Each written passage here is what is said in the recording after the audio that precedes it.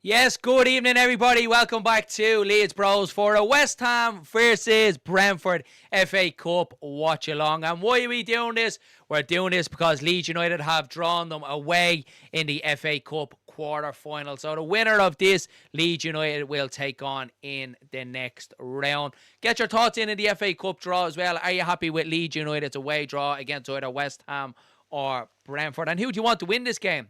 Who do you want Leeds United to get in the next round? Get them comments in the chat and we'll pull them up. I'm going to bring you through all the action of this FA Cup 5th round tie. Don't forget, drop a like on the video and, of course, hit that subscribe button. We're just about to get underway at the London Stadium. That was a quick turnaround because I just did a live one for the FA Cup draw, and now I'm live straight away for this. So it was a quick turnaround. But let's get into it. We're underway at the London Stadium. Make sure I'm all good. If anybody is there in the chat, let us know. If you can hear me, see me, all that good stuff. Danny says, smash a like and subscribe. Please do that, guys. That would be fantastic. Channel's doing great. Channel's doing absolutely great of late. The amount of subscribers we're getting, the views we're getting, absolutely fantastic. Can hear you and see you. Okay, thank you, Danny. Always there, my man, to support me along this one.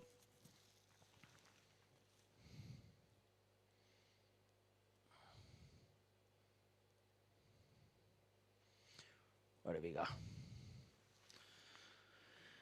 Right, yeah, so obviously the winner of this, Leeds United take on in the next round of the FA Cup, so we're certainly watching this with a keen eye. There's Jarrett Bowen straight away for West Ham getting forward. Strike, whoa!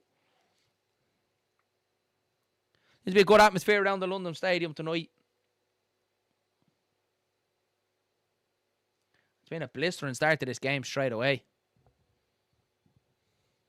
Looks like the old days, just me in the chat. Me and you, blood brothers for life, Danny. Always will be, pal. Always got me back, brother.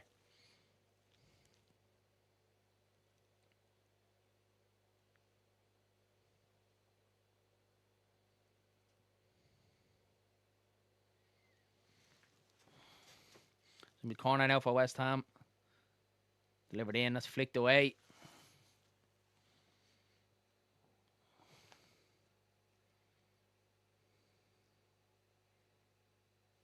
Fernandez, long range strike. Ooh, way over the top there.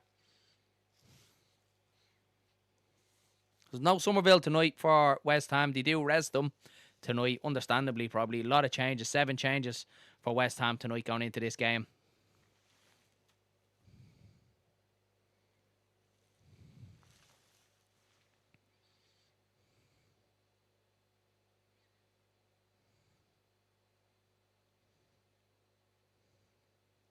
Nice one, long one out. Cleared away.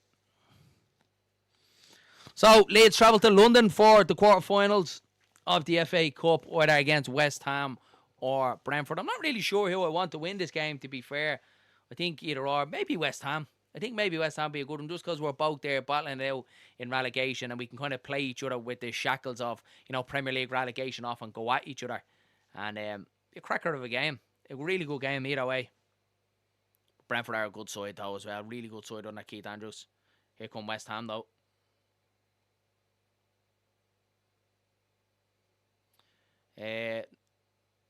No, I wish injury on any player, but hoping Somerville is injured now for this season. I know Danny, like, he's been unbelievable for them, hasn't he? Somerville, he's been absolutely carrying them. The goals he's been scoring, and it's just typically got the winner as well for them last time out as well. But yeah, look, we knew he was a good player, didn't we? We knew we were losing a good player when he left Leeds United. And look, if circumstances were different and we won that playoff final, you're keeping Archie Gray, you're keeping Somerville, you're keeping Jorginho Rutter, and it's just the way it goes at times, isn't it?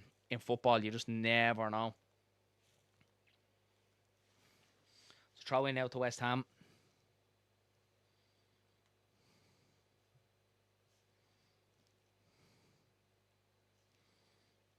Here's Walker Peters coming forward.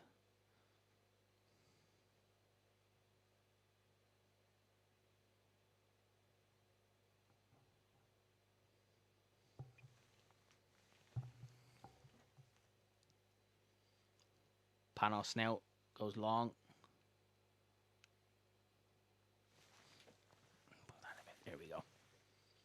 Here come Brentford though.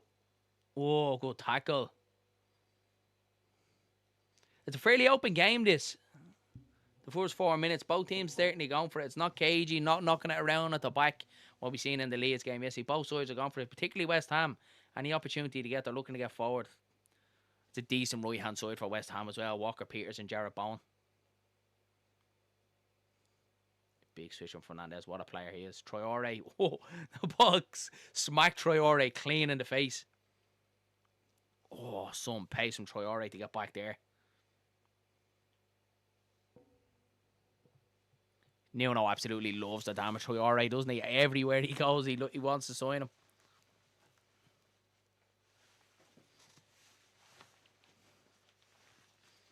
Here come Brentford though. Damsgaard. Strike. Oh, just over the top. Very unlucky from Jordan Henderson. I think he should score. He hits it with the instep, but it's just over the top. If he gets it on target, I think it's 1-0 Brentford. The keeper definitely doesn't have a chance. Oh, he's unlucky. It's very unlucky, Jordan Henderson.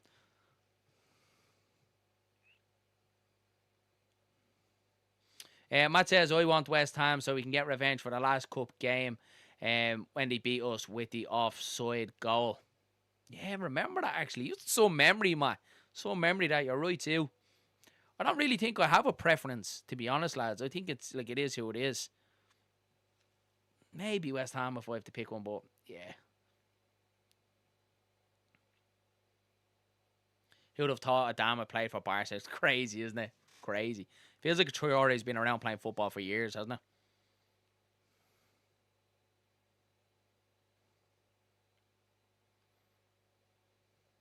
Loads and loads of empty seats in the London Stadium tonight.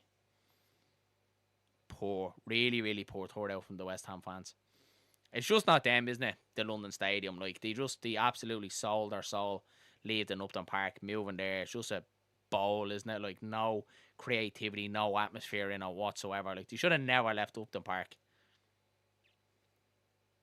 Should have renovated it. Even think Everton should have done the same as well. Renovated Everton. I hate like seeing stadiums knocked down and rebuilt and moved and all that. I would hate to see Leeds United do that. If we were going to do that, and I'd do what we're doing to Ellen Road, redevelop it, never knock it down.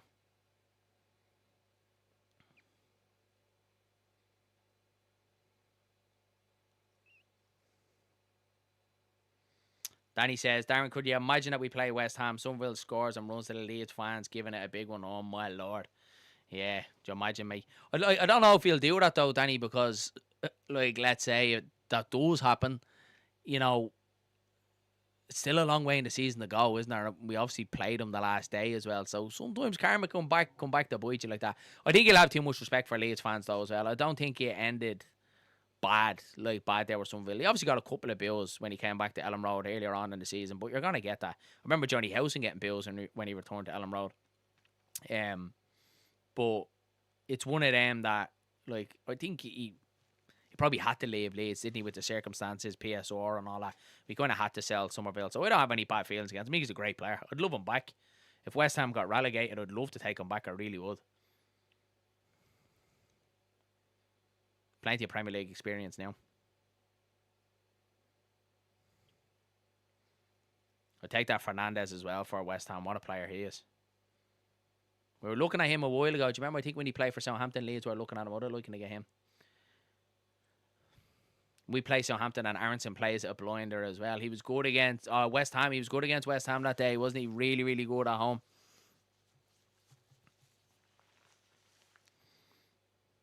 So keen interest in this game. I was going to watch it anyway. I was going to go into the house and chill out and watch it with a cup of tea. But I said, why not? I'll sit here watch it with you guys. Even more interest now knowing that Leeds United plays the winner. So a little bit more riding on this game.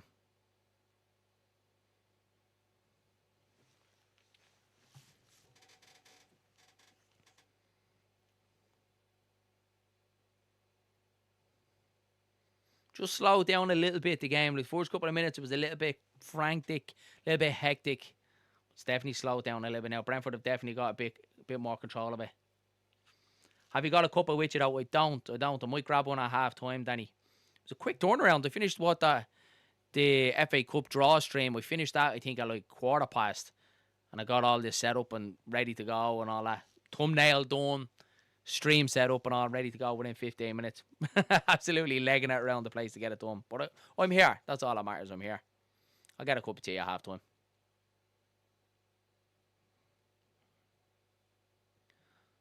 Throw into West Ham. Walker Peters goes long.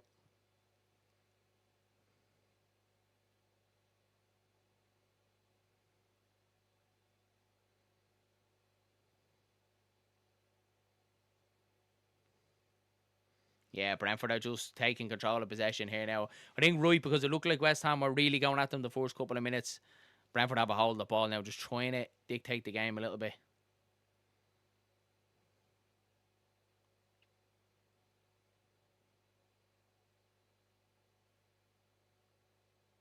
This ball forward from Collins.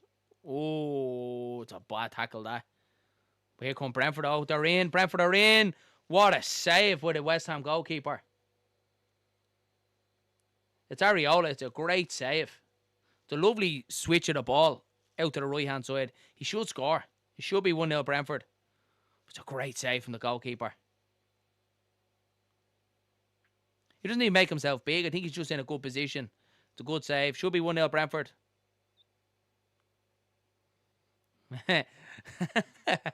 Come on, Danny. Yeah. Wife, if you're watching, stick the kettle on. We'll make the tea. It's a good chance that for Brentford. Oh, it's a lovely ball forward. Chance here for West Ham. Oyer's going to get to it. Cleared out. Throw into West Ham.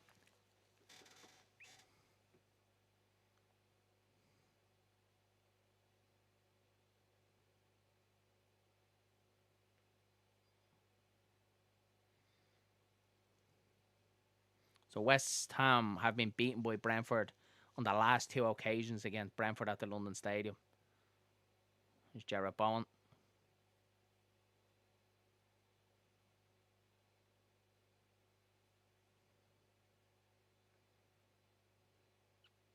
Oh, what a run that is. Still has it. Souček. Here comes Fernandez. What a player he is. Lovely ball wide. So many empty seats in the London Stadium. So disappointed to see. Team like West Ham.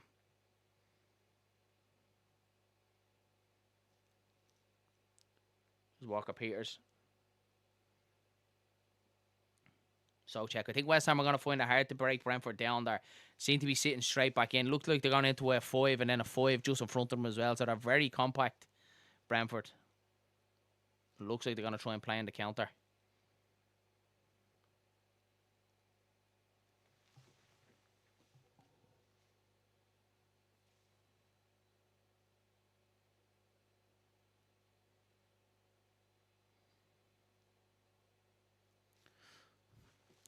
Forgot to start the timer. You never told me, Danny. Danny says, when's your next game at church, Darren? I'm going to the... what game am I going to next? The Wolves game is what I'm going to next, pal. Was hoping to get over for the Brentford one, but a lot of stuff going on that weekend, so I'm not going to make it. So it is going to be the Wolves game. Sorry, mate, just sorting out this timer. Completely forgot to start it. Hi, I'm a Manchester City fan. Welcome, Manchester City fan. Welcome to Leeds Bros. Good, always good to see opposition fans in the chat. Obviously, Leeds Bros, Leeds content, but always welcome here, Leeds Bros. Everyone and anyone. Have we got the timer right? Have we got the timer right? We're a second or so ahead. Let's go back there a bit. There we go. We're right up to speed there now. We want it to be right, don't we?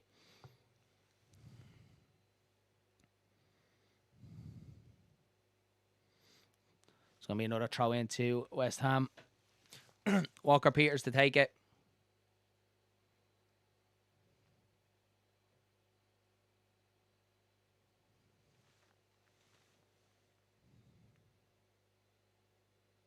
There we go. We're good to go. Eventually.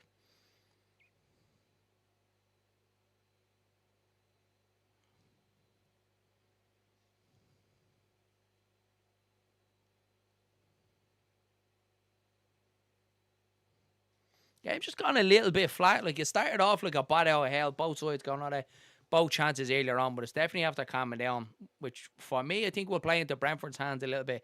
I think West Ham will want to make this game a little bit hectic, a little bit end-to-end, use the pace of Jarrett Bowen to get in behind, but Brentford are at the taking control of the game now for me, just knocking it about, and West Ham are happy enough to let them have it. So it's gone a little bit flat. My favourite player is Omar Marmouche. Yeah, what a player he is. Just unfortunate someone like Haaland is in ahead of him. Darren, am I okay to stick my channel? I'm 26 subs away from 350. Absolutely, pal. Absolutely, no problem at all. Bang our link there in the chat. No problem at all, mate.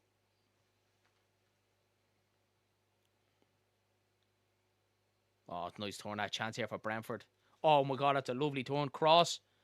Thiago. Oh, flicked away.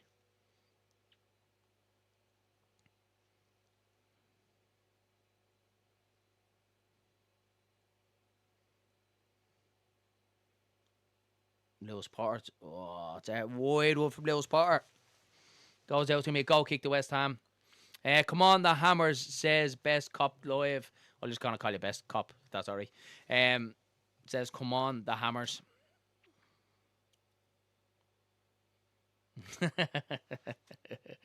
Okay, no panic. No panic. There is Danny's link to his channel in the chat there, guys. Go check it out. Go smash that subscribe button. Show a little bit of love. Danny has really helped out this channel since we started 18 months ago now, if I'm right. Has really helped grow this channel. So go show him a little bit of love if you don't mind. Do me a massive favour. Pop across there. Hit that subscribe button.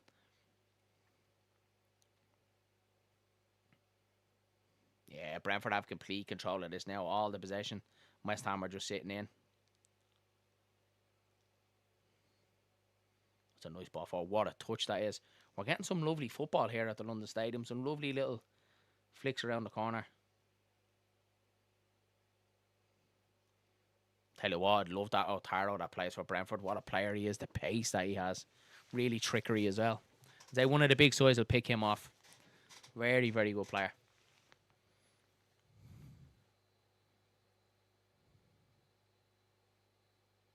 Oh. What a turn from Adama Traore. Here's Traore's a chance here by West Ham. It opens up. Traore strikes. Oh, he drags his shot. I tell you what, Traore could be one of the best players in the world if he could shoot. If Adama Traore could shoot, he'd be one of the best players in the world. He absolutely leaves everybody for dead there. Strength, power, pace, gets in behind, and then it's an horrendous shot. Drags it completely wide. Completely wide. That was a chance, though.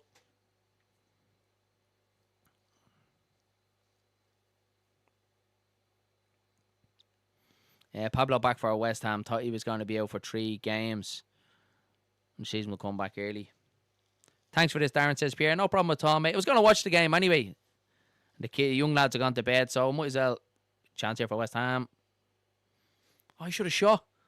I was going to watch the game anyway and then have a very caring and loving wife that said, I'll put the kids to bed tonight. You do a watch along and then watch the game. So here we are. Strike. Oh, blocked away. It's going to be a corner to West Ham. It's Pablo who takes the shot. How many league games before the cup game is there to build a gap? Well, I think as far as I know, aren't they being played the weekend of the Easter weekend, aren't they? So I'm trying to think here now. Easter weekend is in 3 weeks' time. Maybe probably two games if I'm right, Matt. If I'm right. Yeah, so it's the 4th and 5th of April, which is what, 3 weeks' time. I think we could have 3 games. 3 games before the quarter-final. So corner here for West Ham. Oh, it's the front post. Not a great corner. Pablo delivers it back in. Great ball, that is. Goal for West Ham. And it is Jarrett Bowen. So first blow goes to West Ham. Jarrett Bowen. First corner wasn't great initially. Comes back out to Pablo. Delivers it in. It's headed down. Jarrett Bowen follows in and then taps it into the net. So 1-0 to West Ham United.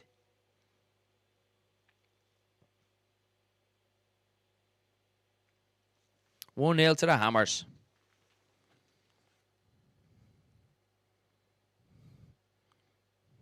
It was Fernandez that actually delivered in. What a ball in that is for Fernandez. Soucek heads it down. Jarrett Bowen free and has a tap in. It's a lovely win from Soucek. It's a great header down to Jarrett Bowen. Yeah, great header by. I wonder why Jarrett Bowen is free there. It's not something that you usually see from Brentford. They're usually very good at marking from corner kicks and that, aren't they? I think they actually have one of the best records from set pieces, don't they? No, it wasn't directly from a set piece, but Jarrett Bowen was free and puts the Hammers 1-0 up. If West Ham are being stretched in the FA Cup, then they will weaken themselves for the Prem. I don't know, because you can kind of put that, that same question about Leeds, couldn't you? That, we're doing the same thing, aren't we, as West Ham? You would like to say, yeah, and it doesn't affect us, but I don't think it works that way. If you're going to ask the question of West Ham, you definitely have to ask it at Leeds as well, don't you?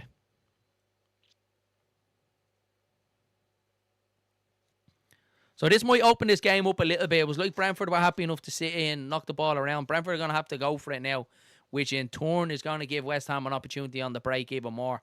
So this should open the game up a little bit more. We should start to see a couple of goals now.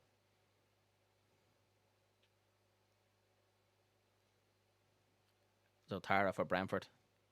Oh, it's a poor ball.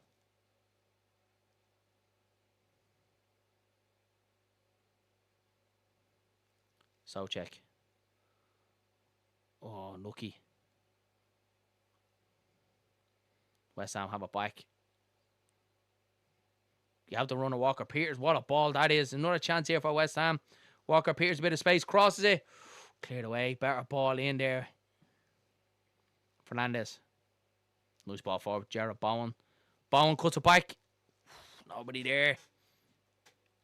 Brentford get it clear. It's Bowen here again. Oh, what a touch that is. Oh, unlucky. Unlucky. Tried the flick, didn't come off. Lucky from Pablo.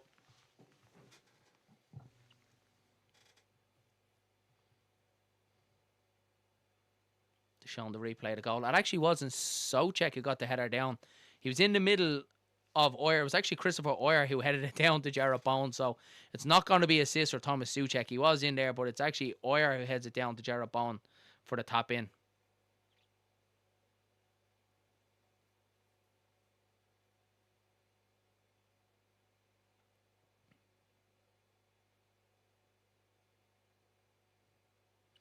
Ali McCoy is saying here that Jarrett Bowen should make the England World Cup squad. He'll be snapped up, won't he, Jarrett Bowen? If West Ham do go down, you'll have someone in straight away there, won't you, to snap him up. There are a lot of players to pick off West Ham. Danny says, I've heard Leeds are signing Irish sensation. Left back Darren Clark, who will be making his debut at Croke Park in August. Yeah, I heard the news about the Croke Park thing on Monday. Before word got about, and it was a mate of mine that I'm really close to, that I have a lot of respect for, that told me in confidence, and I was half thinking of doing a video on Monday, kind of like, to let the Leeds Bros community know what was going on, but just out of respect to the fella that told me I didn't do it, and it was the same person that told me about Leeds playing AC Milan in the Aviva Stadium 2 weeks before it was announced, or 2 weeks before it was leaked. So I do believe him, but it's not signed off yet. It's not signed off yet. They're still negotiating. There's still going to be a lot of variables if it does go ahead. But the good thing is, at least they're having these conversations, because it would obviously be great. It'd be great to see Leeds back over here in Ireland, and then obviously to take on Man United in Croke Park. What's it, 86,000 I think it holds. It'd be unbelievable. Absolutely unbelievable. The only thing I would vouch for, if it does come to Croke Park, there's a standing section in Croke Park called Hill 16, and the Leeds fans better be based in there. If it does happen, that's the only thing I would want. But yeah, I was told on Monday, but just out of respect to the fella that I know, I wouldn't do it on him. Hopefully it comes off.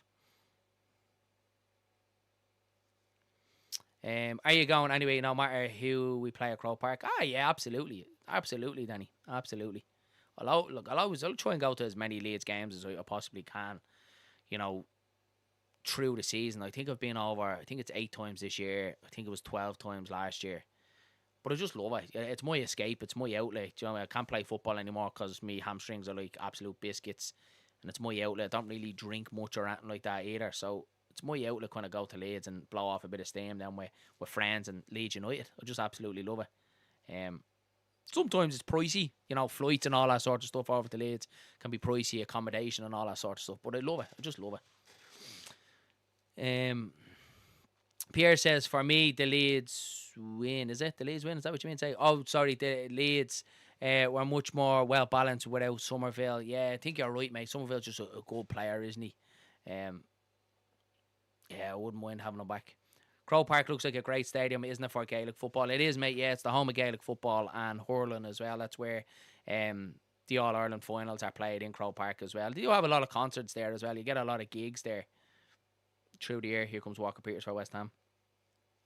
You get a lot of gigs there through the year as well. And it's actually, to be fair, Croke Park is actually fairly accessible. Like, there's good transport in and around Croke Park, to be fair. So it would be fairly easy and accessible for anyone, wanting to travel. It's not directly in the mayhem of Dublin city centre. It's kind of the north side of Dublin just before you kind of get into the town area as well. So it's a good location. What now, Amy commentating? Amy is commentating by reading my two little boys' stories and putting them to bed. So she's being the mammy, the best mammy that she is, allowing me to do the watch along tonight with you guys. Here comes Traore. It's a great ball from Traore. What a ball that is from Jarrett Bowen. Pablo. Oh. And that was going to be a penalty. It's going to be a free out. But what a ball that was there from Jarrett Bowen.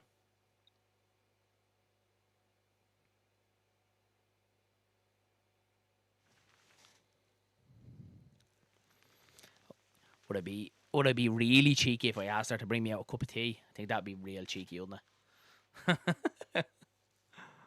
If you're listening, wife, I'd love a cup of tea. Anyone else in the chat want a cup of tea? Long ball forward. Thiago. It's actually a lovely touch from Thiago. It's great hold-up play. Yarmoliuk out to Otara. They're doubling up on Otara out on that right-hand side for Brentford, and rightfully so, because he's definitely going to be the threat for them. A cup of tea and some chocolate hobnob biscuits. I've got to be honest, I'm not really a hobnob lover. Why was that really hard? Hobnob lover, to be honest with you. 1-1. Nathan Collins gets it. It's just a ball crossed into the box. Nathan Collins gets his head to it. It's down into the corner. I think the West Ham goalkeeper should be doing better there. I think it's poor goalkeeping. It is going to be checked.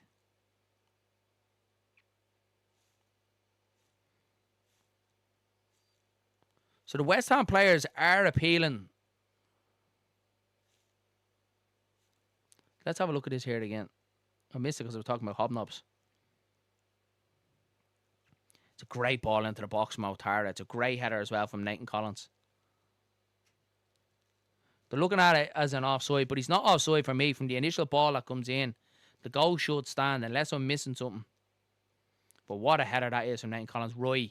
So what happened? Nathan Collins headed it. It hit the chest of Thiago on its way in.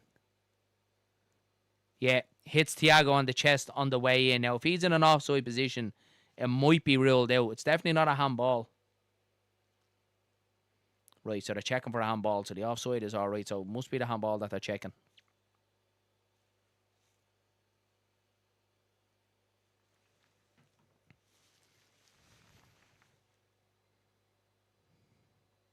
I don't think it's a handball. I think it should stand.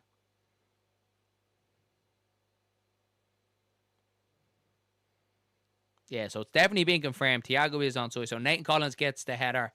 Hits Thiago on the way through, but it hits him kind of around the chest area. They're checking if it's going to be a handball, but he's definitely onside. It's not a handball to me. The angles that they're showing here, it definitely hits his chest. Doesn't hit his hand. This should stand. This should be 1-1. It is confirmed. 1-1. What a game. What a game we have. Wide open now. Wish people would stop slagging Somerville off. He did well for us. Have respect. Yeah, I like him. I like Somerville, I do have to say. Goal given Thiago, 20th goal of the season. I tell you what, You're absolutely fuming there if you're Nathan Collins, because what a header it is. And it just hits off Thiago. He doesn't know anything about this ball coming in. Hits him and it ends up in the back of the net. He is going to be credited with the goal. But 1-1.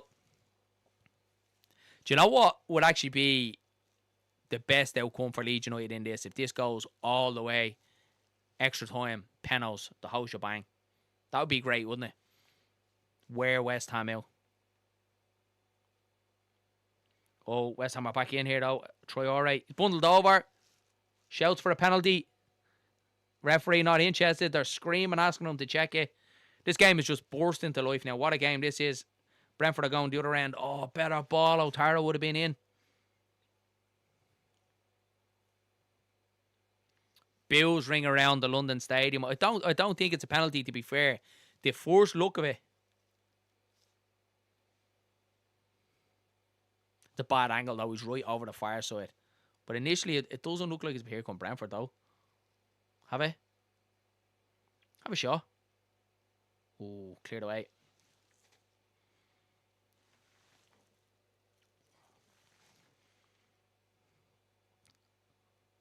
Otara. Oh, it's a poor ball in from Otara. Very, very poor ball into Otara. There's Danny's channel there in the chat. Guys, go check it out. They're just going to recheck this penalty here again. So they are going to review it.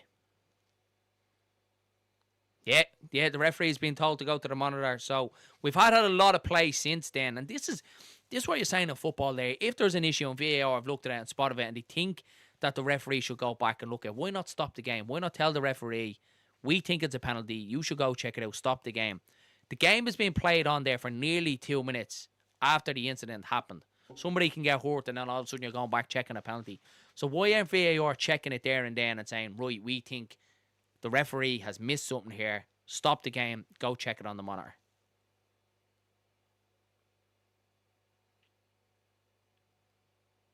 Oh, I think it's a penalty. It looks, I think it could be a penalty. It's a bad angle though. It's a very bad angle. Let's see what he has to say.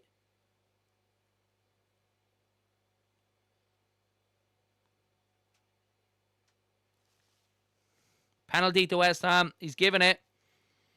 He has given it. So Traore wins it. Initially, it didn't look like he was a long way away from it. Here, we have a better angle over here now.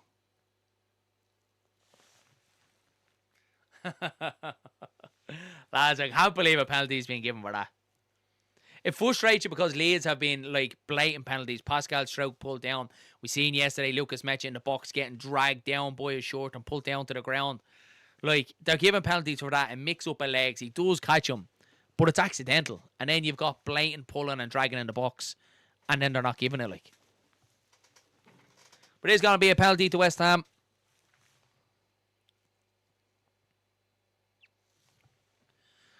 Who's going to take it?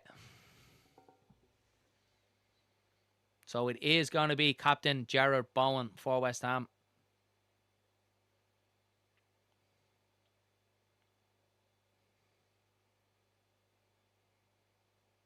So can Kelleher save it?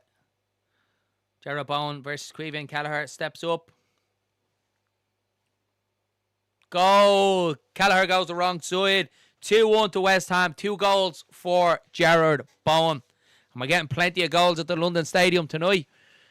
Bowen on a hat-trick, a second goal in the FA Cup in 2 years. Is that all? Yeah. Only has 2 goals in the FA Cup in 2 years. Some stat, that. Good stat, though, Danny. Thanks for putting that in. But Jarrod Bowen is on a hat-trick. 2-1 to the Hammers.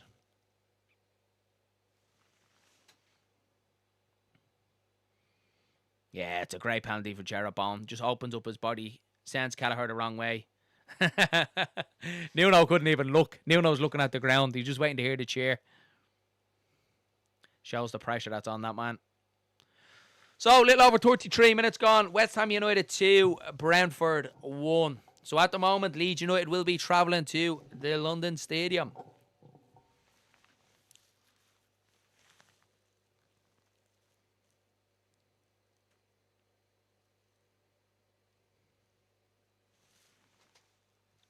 Ali McCoy's is going in on the referee here in commentary a little bit, saying that the referee should have spotted it in real time. I don't know, like, it happened so quick and he was a bit away from it. Here come West Ham again, though. Blocked away. It's going to be a corner kick to West Ham. And the tails are certainly up now. Yeah, I don't know. I think he's been a little bit harsh on the referee there. It happens in real time. I'm more so annoyed that the game was allowed play on for nearly 2 minutes, just shy of 2 minutes, and then they drag it back to check the penalty. Like, why not just stop it? If VAR feel like that he needs to check something here or he wants to check it, just stop the game, check it.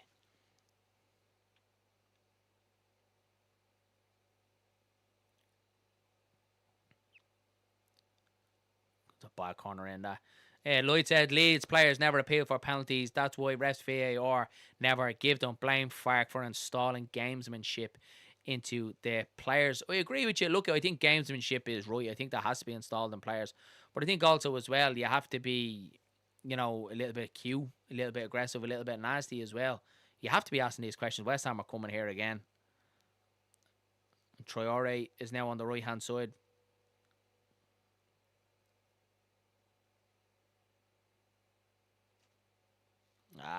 Took too much out of it there, Traore. Danny says, start, sub, or send to scum. Rodrigo, Bamford, or Roof. I think out of three of them strikers, I think, obviously goals-wise, I think you'd have to go Patrick Bamford. I loved Rodrigo, though. Rodrigo, when he was on it, was class. Not a chance here. Sorry, Danny. Yeah, runs into Keller's hands. I think I'd start Patrick Bamford, sub Rodrigo, and sell Kemar Roof to Manchester United. I don't think we got to see much of Roof, didn't we? Not like under Bielsa. He's very injury prone, very very injury prone. Kemar Roof, but he did well after that, didn't he? Who did he go to? Anderlecht, the Rangers, I think. After that, I think Roof is still playing. Something's telling me he's still playing, and he's at one. Is he at a League Two team? Is he at Oxford?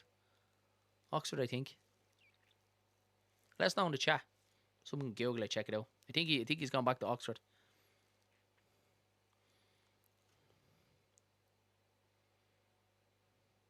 Oh, it's a nice turn off from Lewis Potter. And he's in here. It's a fantastic one he's taken. Ooh. Kante lunged in there on Lewis Potter. It's a brilliant run. What a player he is, by the way. Great bit of feet. He gets the tackle just about right. A missed-time tackle there. Could have been a penalty to Brentford. Danny says, keep, sell, or send to scum. Adrian, Pablo, or Soiz. That's an easy one. That's an easy one. Pablo, keep every day of the week. Sell or send to scum. Is it not start, bench, sell, Danny? You have me confused here now, man. Come on, Danny.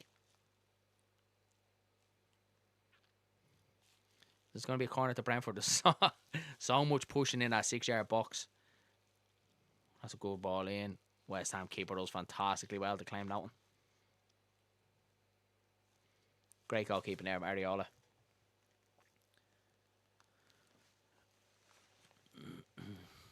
West Ham players appealing. How else would VAR know if the referee missed it? You must appeal. I agree with you, Lloyd. Absolutely agreed. Yeah, I was actually talking about your point.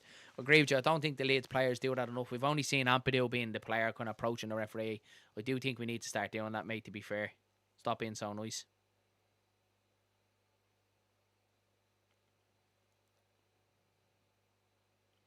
Danny says, start, bench, sell, Mez, Casilla, or Rahubke. You gotta start Mez. 3 bad goalkeepers there, Danny. You've given me PTSD now talking about this. I think you have to start Mez though, because I think he's been the best out of them. Bench Casilla, and Rahubke for me has been the worst Leeds United goalkeeper in my history, in my time. Maybe the older generation might have something to say about that, but for me, Paul Rahubke is the worst goalkeeper in a Leeds United shirt. Lovely switch. What a touch, Motara. Brentford are in. He's taken down. Could be a penalty. He's not giving it. And if he's not giving it, he's dived because he's looking for it. And he should be booking him. But it's just waved away. Here come Brentford again. Here's Lewis Potter. Blocked away. So they're going to check it now again. That Otara's causing so much trouble to West Ham. Let's have a look here now. Think it could be a penalty. Fernandez does stand on his foot. I think this might be a penalty to Brentford. And I think it probably should be, if I'm honest.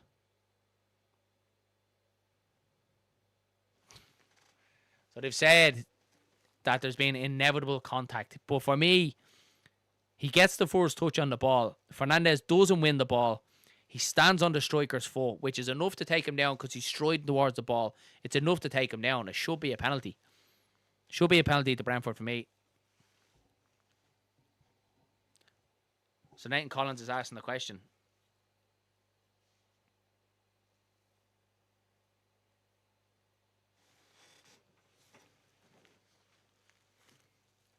It's going to be a corner. Corner to Brentford. Danny, start bench, sell. Ben White, Joe Rodon, or Pontus Janssen. Oh, man, that is a toughie. That is a very, very tough one. And I love Joe Rodon. Absolutely love Joe Rodon. I think keep Joe Rodon. I think you have to. Bench Ben White. And then sell Pontus. Ben White was class for us as well under Bielsa, wasn't he? Really good ball in. Chance here for Brentford.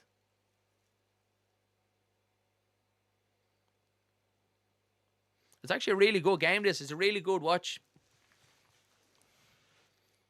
Otara and Traore. What a battle that is.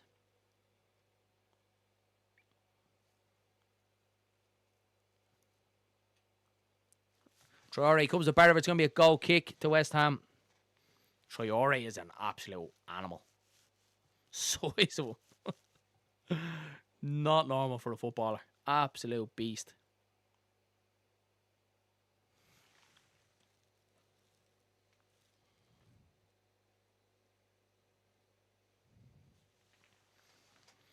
Lloyd says, Low Samuel Soye should have never left Leeds. Yeah, there was a couple of issues though with him, wasn't there? Wasn't there a spitting issue or something as well? And under Bielsa as well.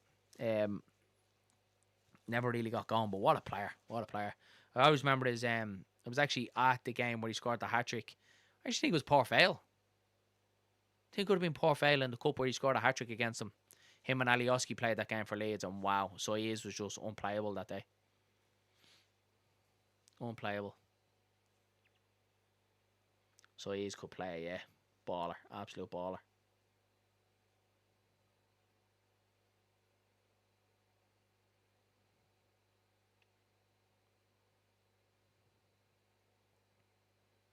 Ball back with Kelleher. Keep bench, sell, Snodgrass, DJ, or Jordan Botake. Remember Jordan Botake? We signed Jordan Botake thinking that he was going to be the next big thing in a Leeds United shirt, and he was a flop, mate, wasn't he? He was a flop. I think you got to keep DJ, don't you? You have to keep DJ. But Snodgrass was class as well. Some of Snodgrass's free kicks was unbelievable for Leeds. Yeah, so bench Snodgrass and then sell Botake. Lloyd Kitten says Buenanotte is supposed to be like so he is. Yeah, it's frustrating what's going on with Buenanotte, isn't it? Because obviously he's been our only January business, and you were hoping that he was going to come in and do a job for Leeds United, just give us a little bit more of attacking threat. And the number 10 that Daniel Farke has been crying out for the last 18 months, we've heard. And we definitely wanted Buenanotte because we went after him in the summer and then again in January, and we get him. Header. Oh, blocked away. We get our man, and just to see him not playing or not even making the match day squad is really disappointing to see. Really disappointing.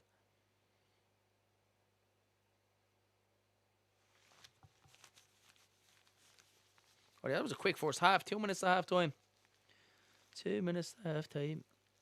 Snodgrass was great, and a Scottish, you never sell a Scot. Snodgrass was quality. The only thing Robert Snodgrass lacked in his game was pace.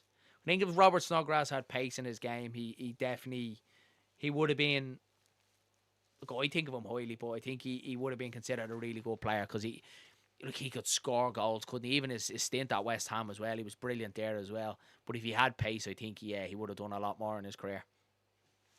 Danny says, keep bench, sell, Bogle, Kelly or Aylan. I'm starting. I'm keeping Gary Kelly every day of the week. Love him. If you can see, where is it? Look at that. Absolutely love Gary Kelly. Only player outside the Rebby boys to make over 500 appearances for Leeds United and still goes to Leeds games. Do meet him a good bit going through Dublin Airport as well. And an absolute gent. Absolute gent of a man. No airs and grace. He'll come over and just talk football to you and all. Just, yeah, absolute legend of a man. So definitely keeping Gary Kelly. Bench Jaden Bogle. Oh, I don't know. Luke Aylan though as well. That's a tough one, Dan. You got me.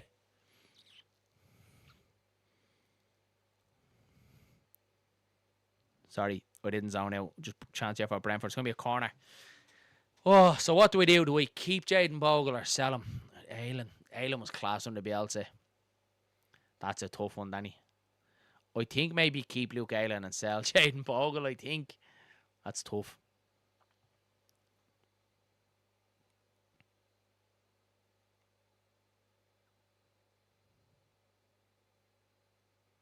Start bench sell. The left backs now, Hart, Gabby or Firpo. I think start Ian Hart because he was the one that played at the highest level out of them three, Champions League football. Premier League. What's he got? Something like, says he got 13 free kicks or something in the Premier League. Something ridiculous like that. Or maybe is it 8? Maybe 13 in his career and 8 or something in the Premier League. But yeah, Ian Hart was unbelievable. Set piece taker and was a massive part of that Champions League run that we were on. Massive part of that. And his free kick against Deportivo was something that's just etching in my brain. I was so young when he scored that free kick. So I'd have to start Ian Hart. I think I would bench Gabby. I think Gabby's a better player than Junior Firpo and then sell Firpo. Firpo is class. Like, I wouldn't say he's a Leeds legend, to be honest with you, but Firpo, he definitely came good in the end. But I think Gabby's a better left back. Lloyd says, Luke Aylan is Leeds museum item. Oh no. I just think Jaden Bogle might offer a little bit more. I don't know. That's a tough one. Who's the better player, Luke Aylan or Jaden Bogle? Let us know.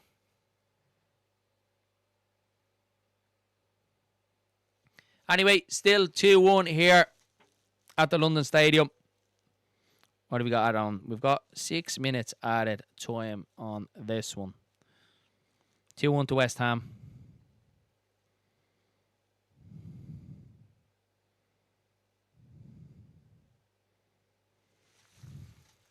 It's going to be a corner now to West Ham. It's been a good game, actually, this, to be fair. Really, really good game. I think the goal opened it up a little bit. Jarrett Bowen's first goal. Both sides then start to come out a little bit more. So at the moment, Leeds will be heading to the London Stadium for the quarterfinals of the FA Cup.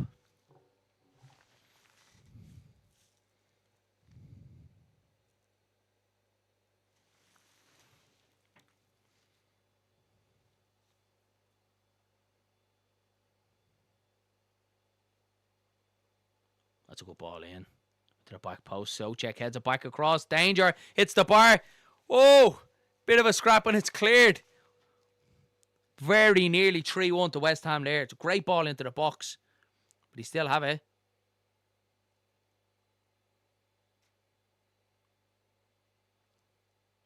Jarrett Bowen's taken out. Surely that's a free kick. It is a free. Free in. Lloyd says, Gabby occasionally reminds me of Gareth Bale, quality and energy. Especially galloping forward from left back. The engine that Gabby Goodmunson has is absolutely unbelievable. You still see him at the end, 90 plus, galloping forward down that left-hand side, giving absolutely everything like it's the first minute. And we love that type of player at Leeds United, don't we? A player that just gives everything for the short, for the whole 90 minutes. He's been so good, Gabby. Particularly for his first season in the Premier League. A lot of people, forget that. Sometimes he can take a bit of a bedding in period, but I think he's been fantastic this year. It's a great ball in. Header, Soucek. What a save that is from Queevy and Kelleher. And West Ham could be home and hosed here. Should be 3 or 4. Start bench, Sale, Chapman, Viduka, or Yeboah. Oh, Danny.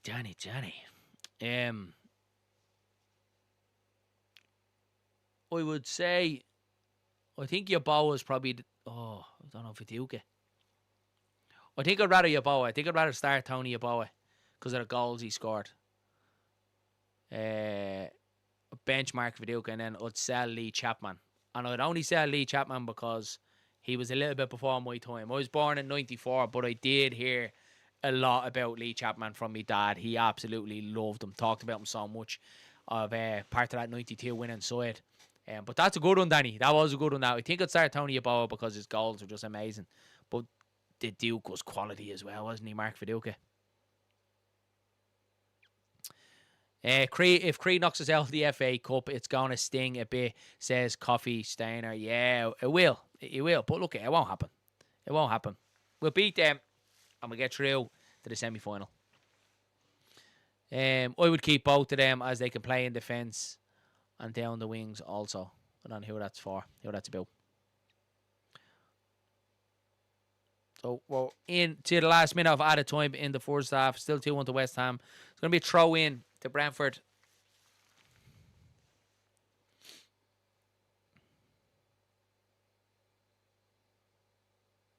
Whoa, what a long throw that is. It's caused problems. Oh, headed away.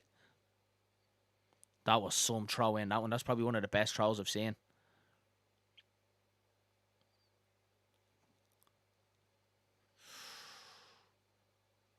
Jordan Henderson is down in an awful lot of pain here. And I don't know whether it's his shoulder or his arm, but he's definitely gripping his shoulder. I think Jordan Henderson might have done something bad here.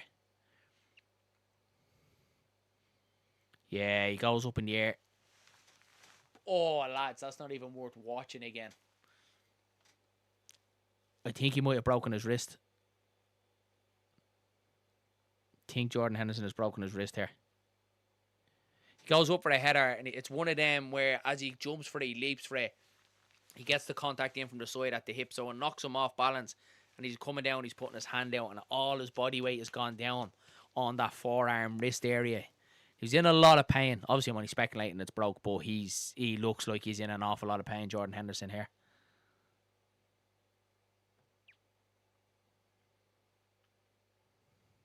Lloyd says, Viduka versus Yeboah, very close, can't split them. I met Viduka, what a nice man. He knew he was great, I'd say. So, yeah, it's hard. The Viduka Yeboah one, that's a tough old split, that one. Really tough old split.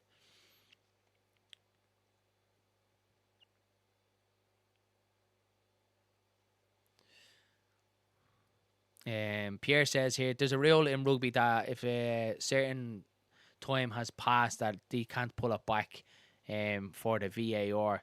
Yeah, I think they do have that in rugby as well. It's just, I think it's annoying in football when something has happened like that and, you know, they haven't gone back to it to check it out, and just passages of play and players could get injured or you can score goals, and then all of a sudden then you're going back to check something that happened 2 minutes ago. It just doesn't feel right. It doesn't sit with me right. Let me know your thoughts on that.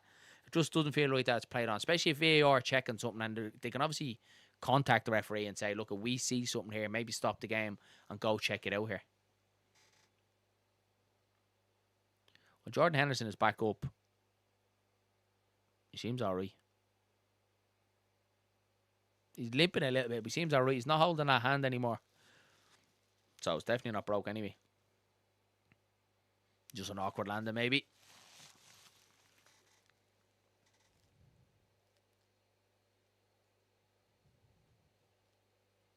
That looked a lot more serious than what I first thought. He's walking off the pitch now, not a bother.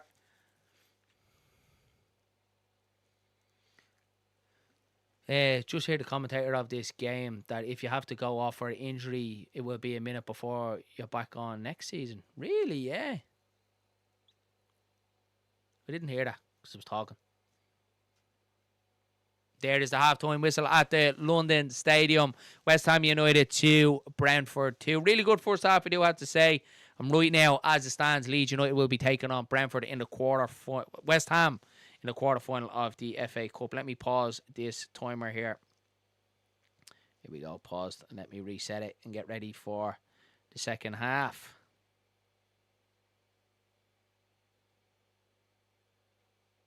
My lover's got no money, he's got a strong beliefs.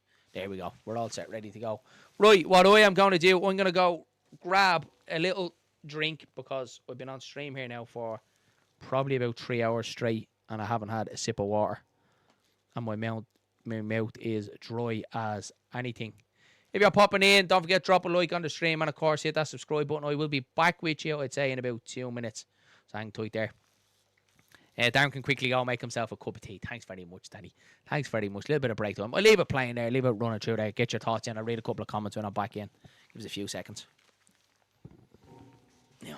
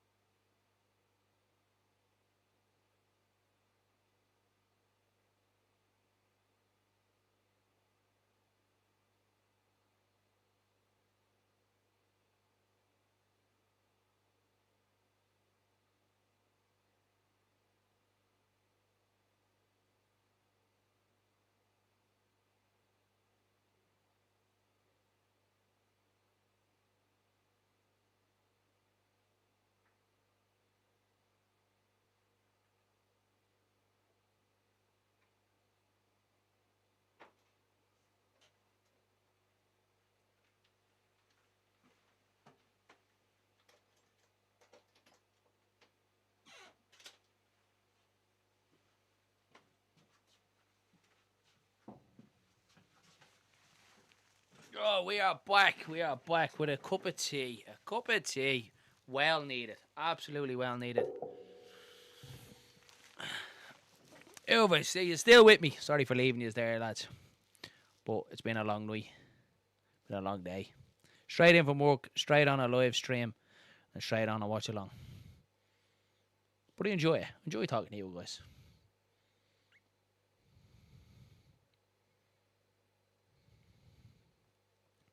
So in first half that though, I do have to say, very enjoyable first half. 2-1 to the Hammers. 2 goals from Jared Bowen. First one, fairly easy tap in for him. Second one, a penalty. But I think we might get a little bit more action now in the second half.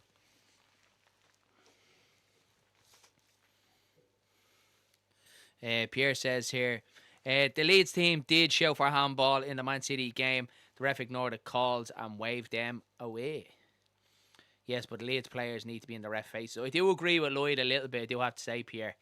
I do think, look, at times, I think we're too easy to let, officials kind of just make the decision and not, look, I wouldn't say confront the referee, but ask the question. We do see it in a lot of Premier League games. You do see, City, Arsenal, all these bigger teams, going after referees. And then they kind of seem to check it. When you shout and scream for it, they seem to check it. I don't think we really do that. Oh, yeah, that was well needed. Well needed.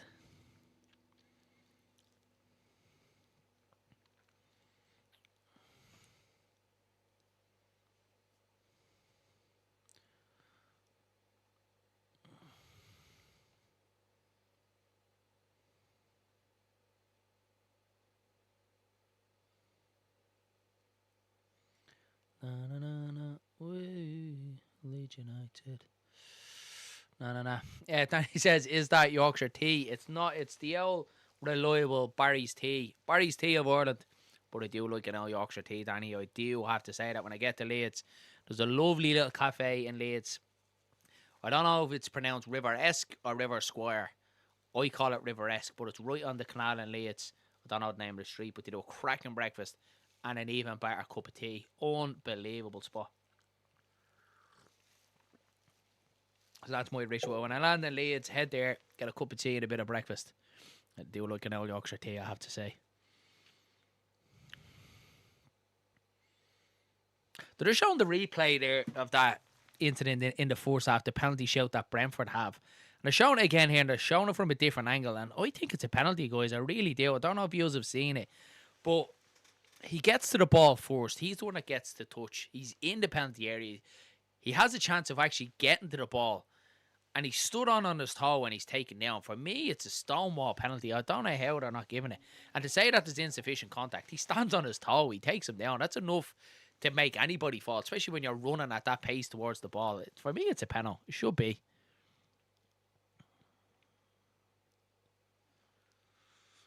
But at the moment, Leeds will be taking on West Ham in the next round. You mean River Square Cafe? Yeah, is that, do you call it like River Square? Is that the way you say it? River Square. Pretty cool name for it. But what a cafe it is. What a cafe, I'd say. If you're in Leeds and you're looking for the best breakfast in Leeds, head there for your breakfast. Unbelievable. Lovely staff as well. So nice. There does be a load of Irish in there. Obviously getting the early flight over from Dublin. You get into Leeds probably about 20 past 7:30 in the morning. There's a lot of hungry bellies heading into Leeds City Centre, tired bellies as well. And a lot of them do head there and get breakfast, and we're looked after very well. Staff are absolutely lovely in there.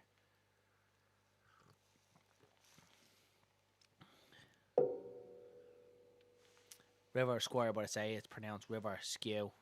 River Skew. Yeah. I much actually just ask the staff the next time I'm there, how do you pronounce this name? River something it's called anyway. But you know what I'm talking about, Danny. Great spot. Really, really good spot for a brekkie. But there's more important things at hand.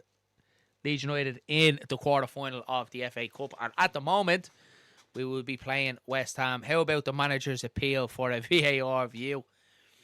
That's a bit wild, isn't it? I think it's not meant to be coming in next season that the managers will have a certain amount of, appeals, isn't it? That they can appeal to the referee to go check the monitor to see if anything has been done or, if they think that something has happened. Um,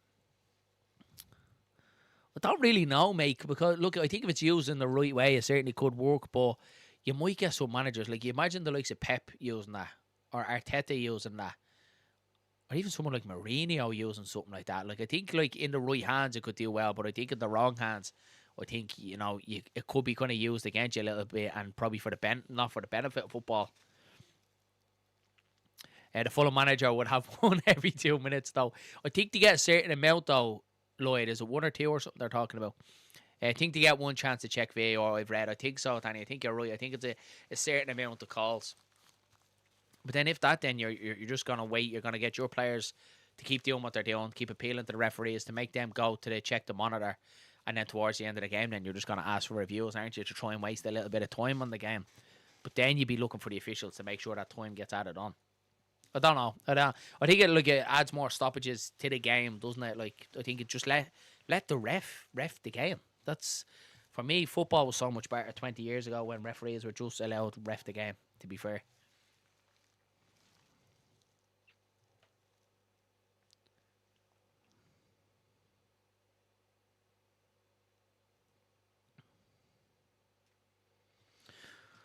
Right, just about to get ready now for the second half here. We get it going again. Make sure my timer is ready to rock this time.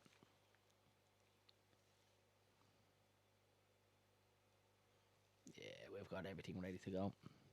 So what are we thinking at the moment? West Ham in the next round. Are we happy enough with that? Do we want Brentford to come back? Do we want West Ham to win? Let us know your thoughts in the chat. Don't forget to hit that like button and subscribe as well, guys. It does really help us out.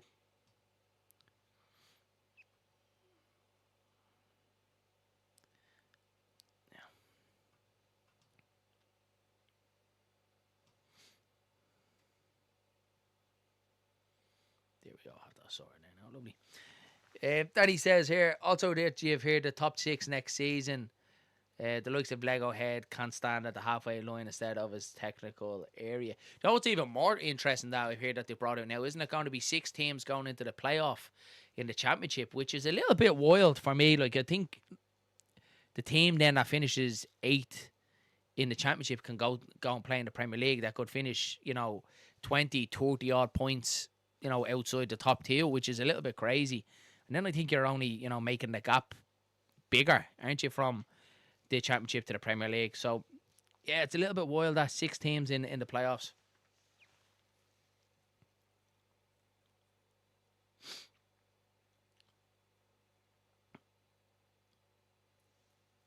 Did you like Lee Chapman, Pierre? Yeah.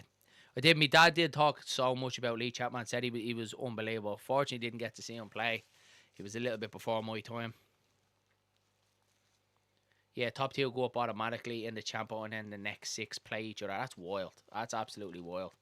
And it's crazy because the championship already has 46 games. Like it's a 46 game season plus cup competitions. Couldn't get that out there. And then into the playoffs then with potentially playing 3 games. Like it's crazy. Absolutely wild.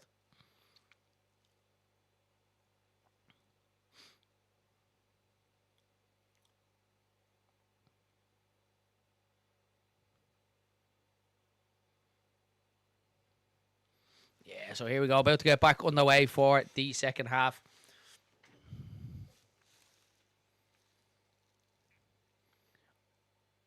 See if there's no substitutions anyway. So Somerville is still on the bench. He's not being brought on yet.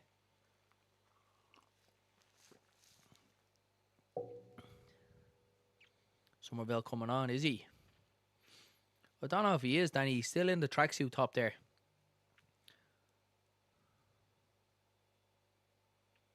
Bamford wasn't in Chapman's class, says Lloyd. From what I heard, he's not. But personally, I can't comment because, as I said, I didn't see Chapman playing for Leeds. Yeah, so West Ham are going to make a couple of substitutions here. We'll just see if Somerville is going to be coming on. As a West Ham fan, who do you think wins this game and who wins out of the 2 of us? I think West Ham are going to win it, to be fair. I think they've wanted it a little bit more. Now you're bringing on a very talented player in Crescencio Somerville, it looks like. Between the both of us, I think it's going to depend at the time, mate, isn't it? What's it in 3 weeks or so, that game. It's a tough one to call. FA Cup is always going to be a tough game to call. you guys are home with home advantage as well. But I hope we win it, obviously, of course. Yeah, so Somerville is coming on now for West Ham. Ronan Doran says, happy enough with our draw for the next round. I think so, mate. It could have been a lot worse.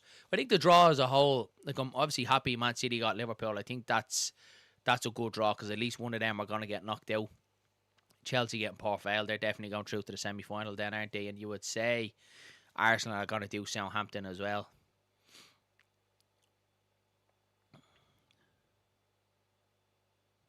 Lloyd says teams will play for 8. Yeah, that's in the championship. That's it. Your target's going to be 8. Imagine being happy finishing 8.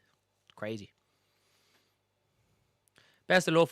I like Leeds and I hope we both stay up. I do too, mate. I do hope West Ham stay up. I've actually, one of my best friends is a West Ham fan. I do hope West Ham stay up. Obviously, just not at our expense. And you're making it a little bit uncomfortable for us at this moment in time. But if I would either rather Forest or Spurs to go down. Forest preferably because I don't really mind Spurs, to be fair.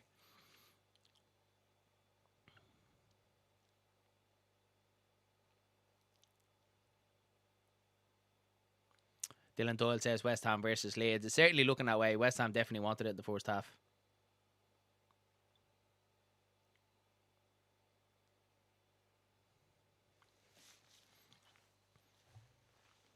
Silly goose. We got to start the timer again.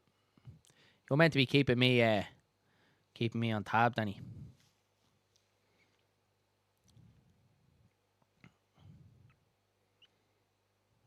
In fairness, I'm not as far behind as what I was in the first half.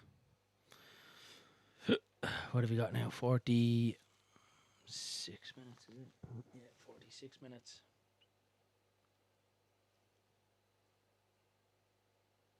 We'll go 23 seconds. Here we go.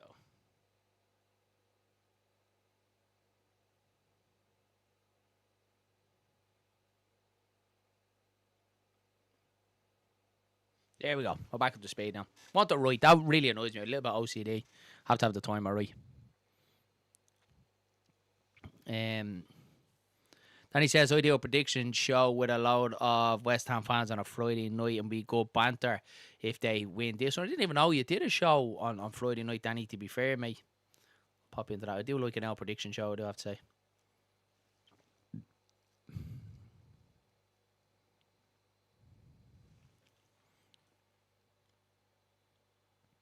It's going to be throw into Brentford. Imagine we're going to get a long one here. Coyote long one.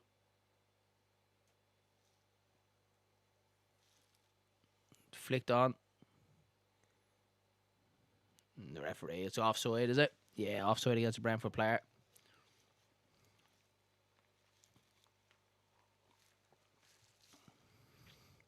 Cup of tea is absolutely touching my soul here, lads. That was well needed. Feel rejuvenated.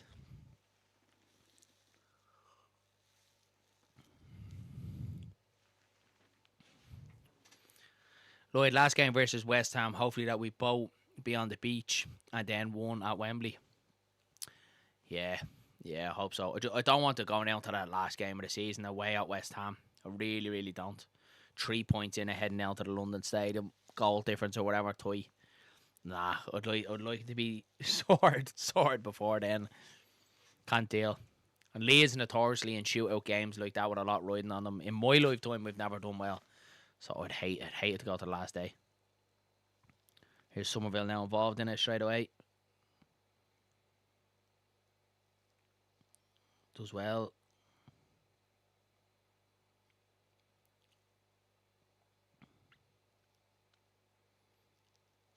Somerville now involved in it straight away. Somerville, yeah, you can see they're trying to get their ball to him. Make something happen.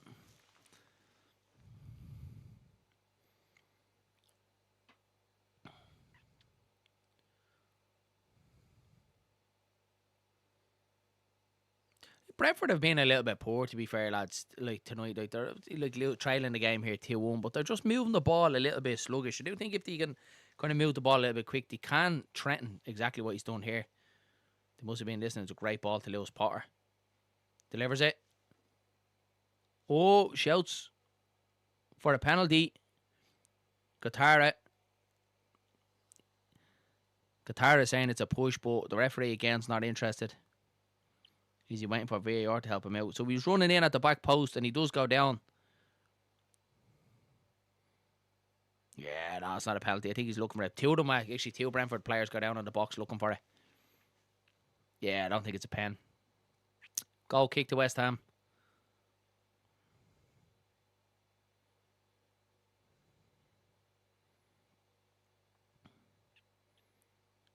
It's a long one from Areola. Oh, Bowen's unlucky. He nearly kept it in. That Pablo up top for West Ham has played well. Is really good at hold of play, bringing Jared Bowen into play. Good player. Been impressed with him. And Danny says that we have a league predicting the right amount of shots, cards, corners, as well as correct scores. Guess who's on top of the league? I would say you, mate. You are good at the old predictions now, to be fair.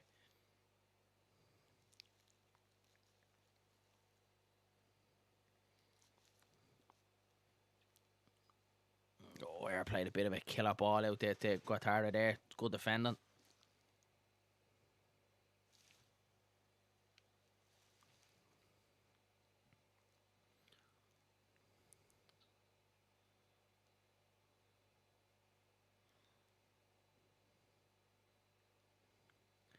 What do we think of that Thiago that plays for Brentford? He's had some season, hasn't he, for him? What's it, like 20 goals?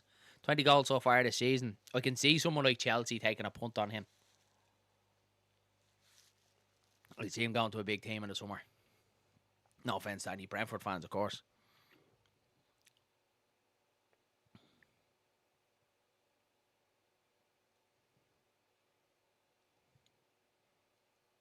What's a good ball into the box? Chance for Brentford. Oh, cleared away.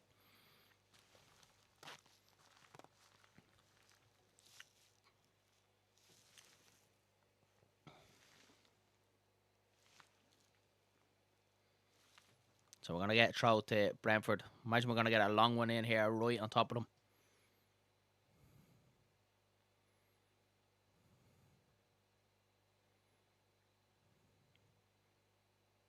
What happened there? He's gone. What? I've never seen a throw. Everyone was waiting for a long throw to come into the box. But he threw it down. It's not a foul throw, but he threw it down diagonally to the Brentford player in front of him. Weird throw that.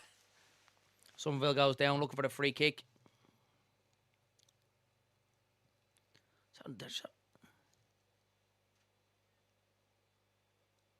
That is a weird throw in that. So instead of going long directly in the box, he makes it kind of bounce to hit the player in the front at the front post. Nothing comes of it though.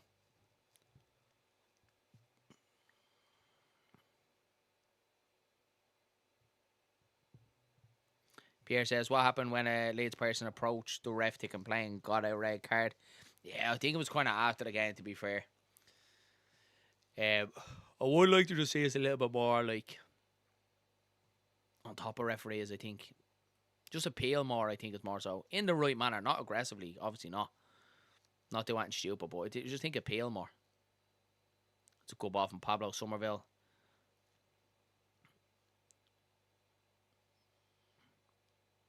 Oh, Somerville loses it. Tries to be too cute. Otara takes it off him. Strength from Thiago there is unbelievable. Thiago wins it back. Throw into West Ham.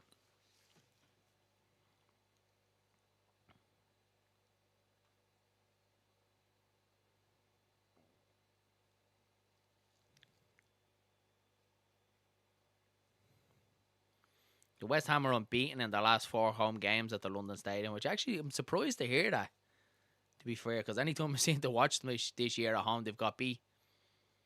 Lovely. Pull back from Pablo. Oh, it's going to be throw to West Ham.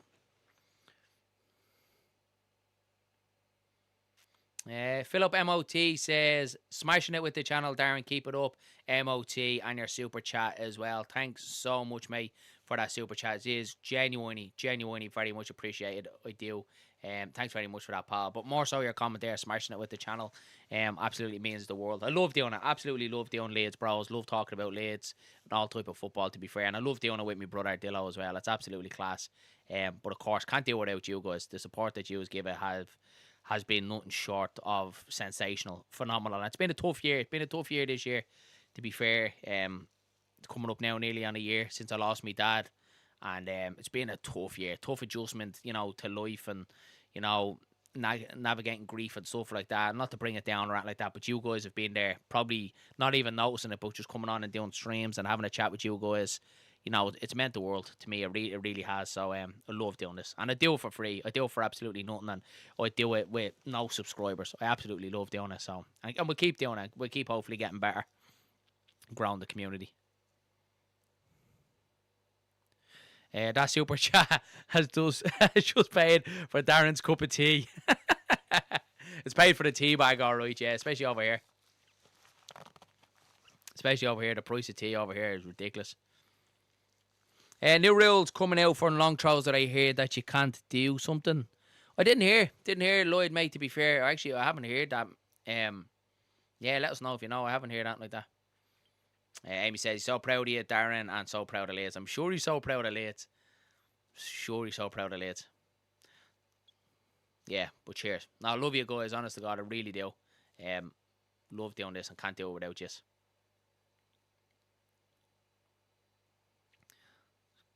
It's a great corner in, straight into the hands of Queevy and Keller. It was a decent ball into the box. And here come Brentford. I think Brentford are going to have to start opening it up now. Just a pro... Do we not start the timer? Honestly, I'm slacking. Absolutely slacking. Set the timer, but then didn't hit play. What a silly goose. I tell you what, if this is a Leeds game, he would be absolutely hounding me. What are we on? 56 minutes. There we go. Play it. There we go. We're back.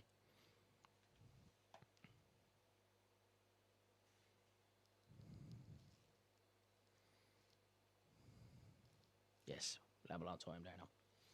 And we're ticking. Yes, we are. Technology, huh?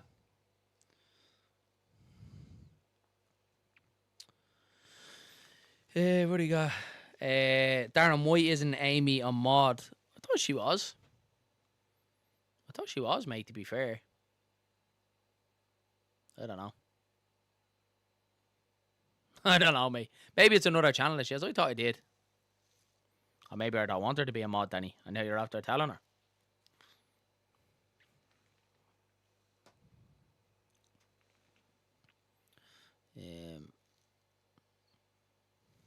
Manager's getting a certain number of PLPR. Yeah, we were talking about that, mate. I think I am on my other YouTube channel. Yeah, I think you are. I thought I made you a moderator. I actually think I made a lot of people moderators, to be fair. I don't really know, to be fair. I think isn't there a moderator and then there's like a channel like supervisor kind of thing and then there's like something below a moderator or something. I don't really get it, to be fair.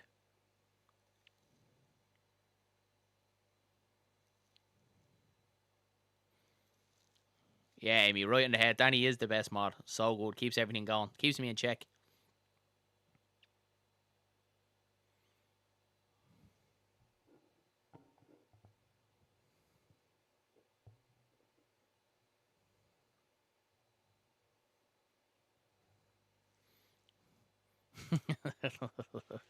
You are a TikToker. I don't get TikTok. I think I'm probably just at that age where I'm a little bit kind of like, what is TikTok all about? Try and do a couple of shorts and all for Leeds Bros, but I don't really get it, to be fair. I was toying with the idea of going live for one of the watchalongs, but like, there's just too much going on.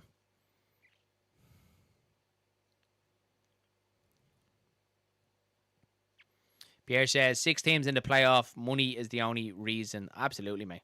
Nail on the head. That's not about entertainment. That's not more entertaining at all. Not for me, anyway. Lloyd says 59 minutes. I think I'm bang on mine while I'm watching it on Lloyd. I probably am about 40 seconds behind, to be fair. The stream always is a little bit behind.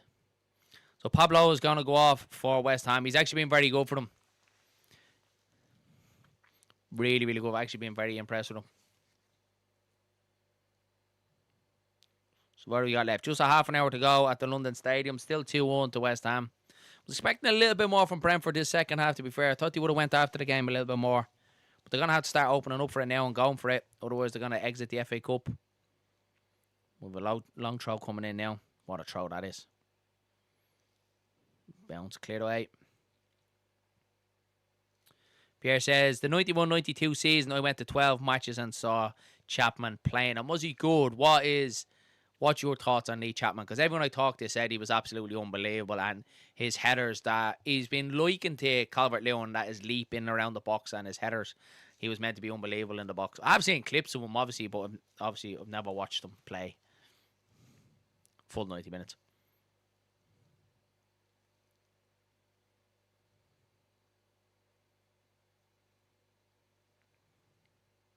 So free kick to West Ham.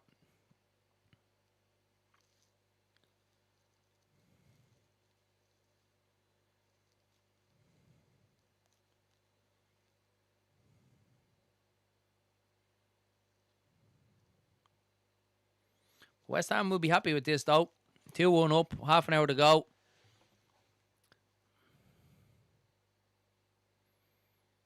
Free kick to come in here now.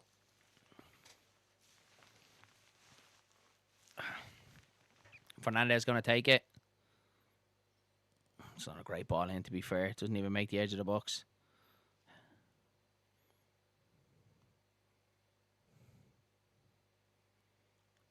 Panos is right in the corner now. Goes out to me a goal kick to Brentford. Danny says when Wilco brought Chapman in, Ian Baird couldn't hit a barn door at the time, and then Chapman scored 10 straight games when he came in. I did watch a really good YouTube documentary, and I think it was Vinnie Jones said the same thing as well. He said that the team was doing well and we were building a good team, and you could see, the progression under Howard Wilkinson. But he just said we couldn't score goals. He said we'd nobody to score goals. And he did say when Lee Chapman came in, he said it completely changed. He said, and things took off, that he just needed that goal scorer. I do love watching all the old skills and going back in the history of Leeds United. I do have to say, I'm one of them, and now romance.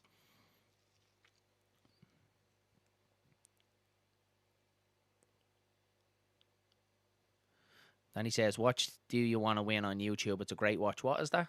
What's that about? Tony Dorigo is arguably Leeds United's greatest ever left back. Yeah, I actually had the pleasure of meeting Tony Dorigo in Dublin earlier on this year. Towards the end of last year. Just before the AC Milan game, that's what it was. And did a little bit of an interview with him. It's on the channel there somewhere. I think it's on one of the Whites Wake Up episode that we used to do every Saturday morning. And I had the pleasure of talking with Tony Dorigo. And honestly, lads, I have to say, hand on heart, one of the nicest men I've ever met in my whole life. Just so down to earth. Him and Jermaine Beckford were just absolutely lovely. And we obviously did the interview and it was great and all that. But even off camera, just standing there talking about Leeds, just genuinely a great, great guy. Both of them. And we went back to the Camden, which is kind of the Leeds hub, the Leeds Supporters Club hub in Dublin. And we were able to have a point with the lads. Standing there, having a pint of Guinness with Jermaine Beckford was just wild, absolutely wild. But Tony Dorigo was absolutely brilliant, I'd say. He definitely went up in my estimations after that as well, just for the person that he was. But again, unfortunately, I was a bit too young to watch Tony play. For me, in my era, my time, Ian Hart will be Leeds United's greatest ever left back. But I know overall, you'll be definitely looking at the likes of Tony Dorigo. He would definitely be in there with a show. It's about Leeds winning in the 92. Send us the link, Danny, if you can, pal. I'll actually watch that as I'm going to bed tonight. As you can tell, I cannot get enough of anything Leeds United. Anything that to do with Leeds United, I'll watch it, read it. Love it. What happens to the Whites wake up? They were the highlight of my Saturday. There was just a lot went into them, Danny, to be fair. There was so much commitment with two kids. Obviously, me and Dylan have full-time jobs as well, and probably unpredictable full-time jobs as well, where it's one of them where if a job runs late, you're staying on. More so Dylan. So it's just hard to do. But I did love it. So it was a great idea. But it was just so hard to maintain, to be fair. And Beckford was so nice to me, and Jody was. Beckford was so nice to anybody. What a lovely guy Jermaine Beckford was. Absolutely lovely soul. Didn't it? There actually is probably about 3 or 4 minute interview with him on the channel there somewhere. We done it early on days. Didn't really get the views that I thought I would have got, to be fair, but maybe because we're still a small channel, but we were a lot smaller then, and yeah, it was a good interview, good laugh, really kind of off the cuff. Here's Somerville. Oh, cross! How is Jarrett Bowen not got a hat trick there? He's still on Soucek. Cleared away. I think Jarrett Bowen should be scoring a hat trick there. Danny says Beckford lives about 20 minutes from me. He loves Leeds, doesn't he, Jermaine? Saying his young lad's a Leeds fan now. Lloyd says Chapman was better than Joe Jordan. I never watched him. Never watched Joe Jordan either, me. Well before my time. I'm 94 onwards. Should have been 3-1 to West Ham there. Somerville does really well. He's playing on the left-hand side, does well. Pulls it back to Jarrett Bowen. He should be scoring his hat-trick and then drops the Soucek, and it's blocked away. But it's looking like it's going to be West Ham's night. Brentford aren't. They're not really showing anything up front, to be fair. Oh, what a touch that is from Thiago at the halfway line. Yeah, Brentford not really showing much going forward. There's Lewis Potter now, though. We might create something for them. Cross. Corner kick. Corner kick for Brentford.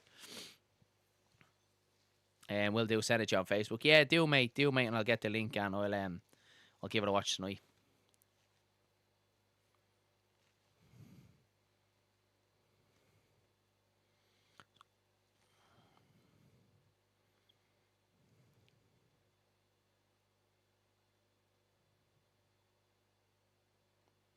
Wilkinson let Cantona go because he rated Chapman as key. Was it not something to do with... I could be completely wrong here. Was it not something to do with Cantona having an affair with someone within the club or something? Or was it the chairman's wife or something like that? Unless me dad was absolutely pulling me leg, but that's my take on Cantona being sold for Leeds. I'm not sure. Then he says, check Facebook Messenger, send it to you. I will do, pal, yeah. Can't check it just yet because of the timer and all running through the phone and all that. I don't want to touch anything, Danny, in case you break it.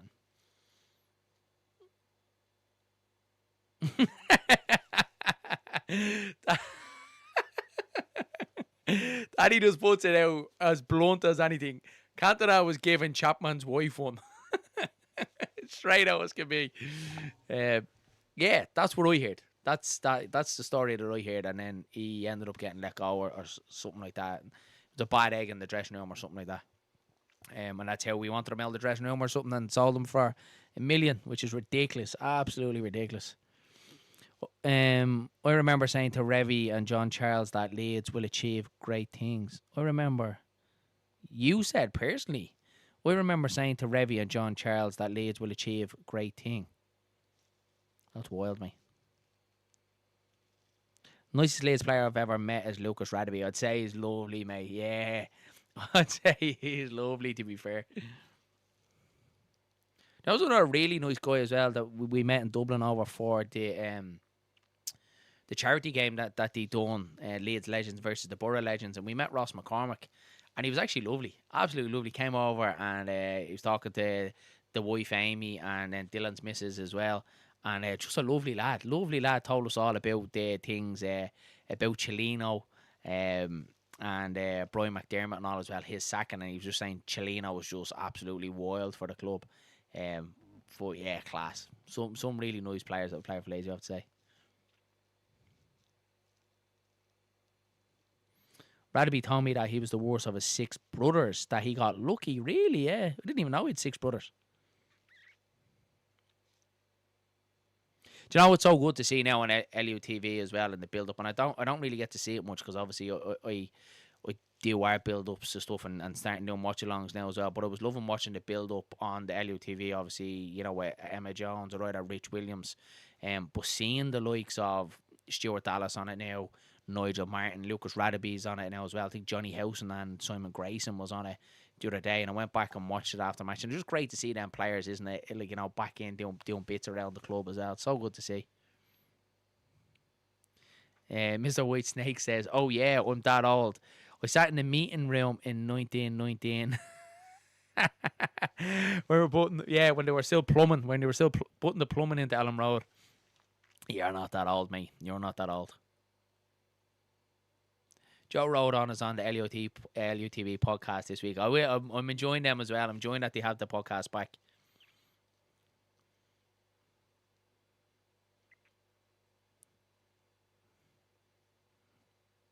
Brentford just starting to put a little bit more pressure on West Ham here as they look for the equaliser. They're going to have to now with 20 minutes to go. So they're going to have to open up a little bit. Thiago header. Oh, good save, Mariola.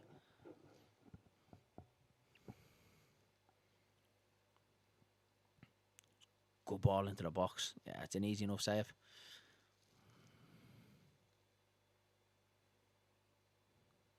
Yeah, so Brentford just starting to get a little bit more control over here now. What do you kind of expect? So West Ham will have to do a bit of defending. I'm sure they're going to try and hit them on the counter-attack.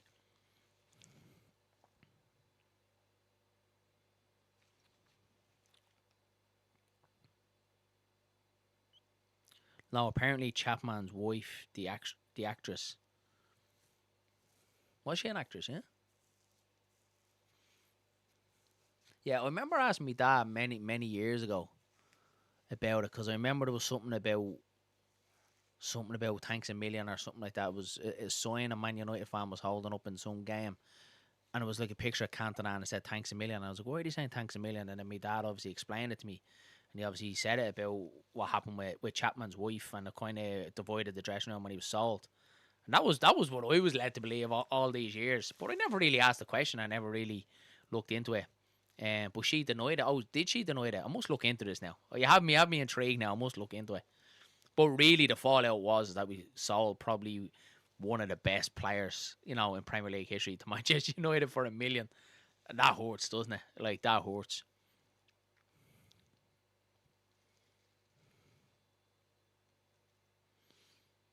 Game any good, little fella is up, says Dillo. It's actually it's a good game of football. Like, the first half was a lot better than the second half. It's gone a little bit tight in the second half, Dillo. But West Ham winning 2-1. Danny says we were called Leeds City before, we were called Leeds United, formed in 19, and also in a red and white strips, and then changed to blue and white strips before Revy came in. Wasn't it a thing that was it the Huddersfield team or the Huddersfield chairman helped Leeds United out with a couple of players or money or something like that, helped Leeds United survive or something, wasn't it? Something like that. Many moons ago. Mr. Whitesnake says, have a great night, people. Things to do. In the videos.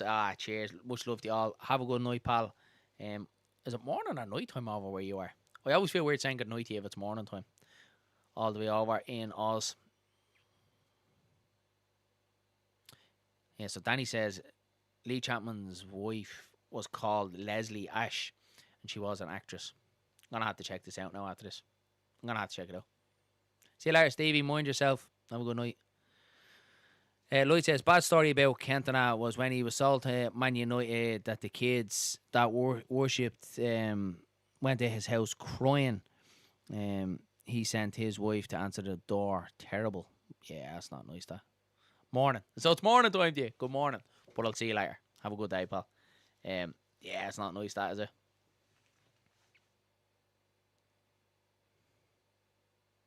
Russ says, evening, Daz. Hope all is well, mate. All is good, pal. Yeah, do want to watch along tonight. Weird that it's not Leeds on Leeds Bros, to be fair. But obviously with the FA Cup draw, said of jump on. A lot of interest in this game tonight. See how Leeds United get in the quarter final. Danny says, I remember when Vinny came in, we all had the Vinny haircut.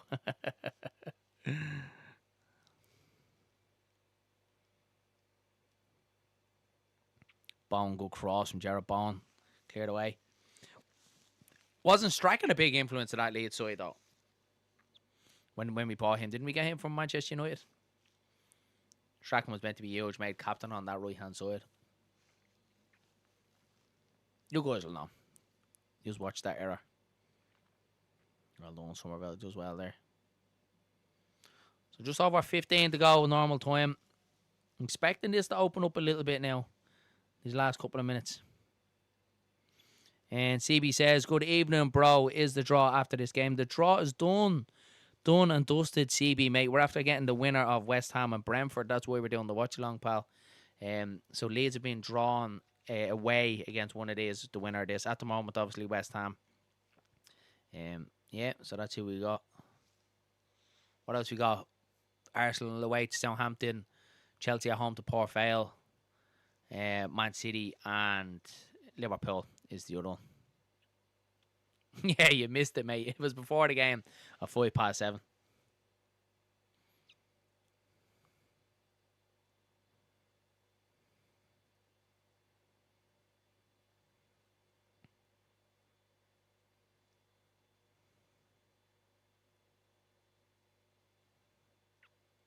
Chance here now for West Ham.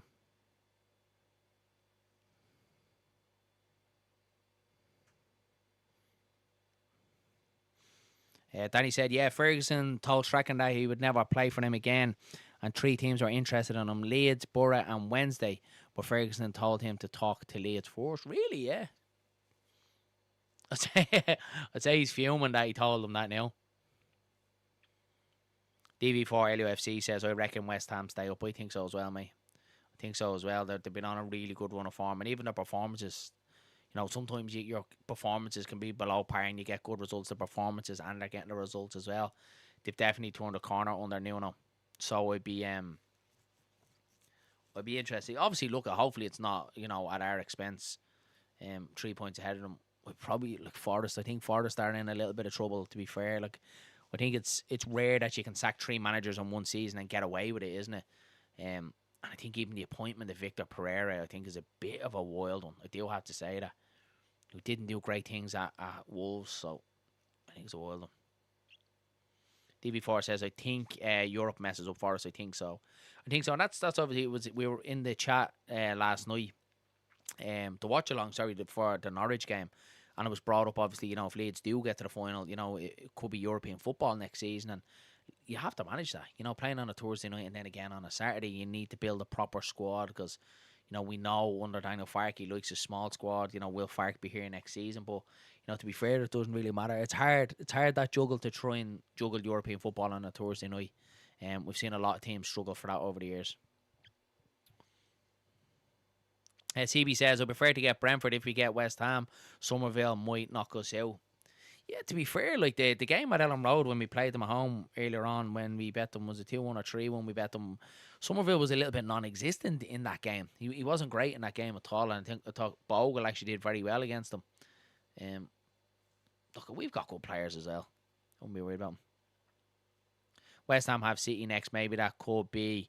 Yeah, the West Ham have City next, which is obviously a big one. We've Palace away as well, which hasn't been the greatest stamping ground for Leeds United over the years. So, right, it might have been pulled to a comment. Martin Nolan says, Leslie Ash was in the sitcom Men Behaving Badly. I remember watching that a little bit, and I think I know who you're talking about now, but that's wild that was Lee Chapman's wife. I can't believe we're sitting here talking about Eric Cantona, Lee Chapman and his wife having an affair. Love it, though. Russ says, I think Spurs will go down, in my opinion. Do you think so, mate? That would be wild. That it's just that stadium. Here's Jared Bowen for West Ham. Strike. Oh, good save. Jared Bowen looking for Satrick. It's a good save from Queevy and Kelleher. It'd be wild if Spurs go down, wouldn't it? Like that stadium, like you probably would fear for Spurs' future, and you know they'd very easily drop into administration, wouldn't they? Because they're gonna need Premier League football to pay for that stadium for years to come, and down in the Championship, they're just not gonna get that.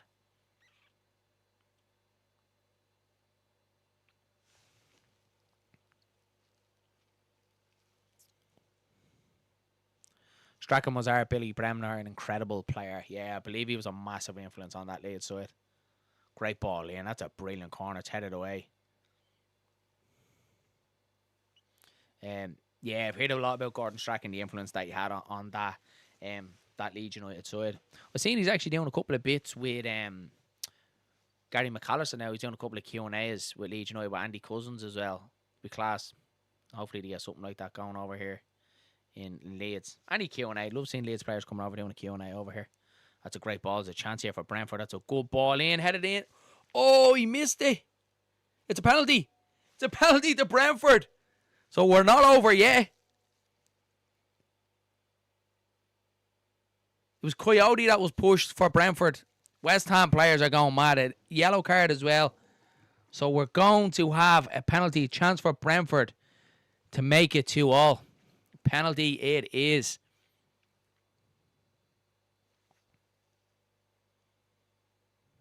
It's Somerville that gives it away.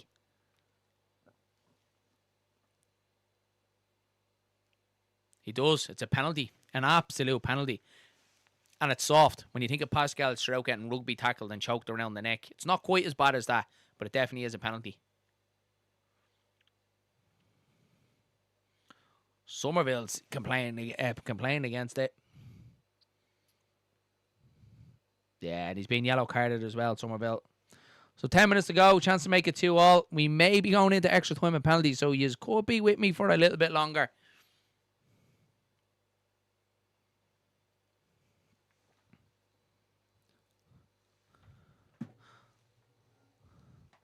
So I thought it was going to be Matthias Jensen to take it for Brentford, but he's changing now. So it's going to be Thiago to take it for Brentford. Let's see, can they equalise? So this tie is not over yet at the London Stadium.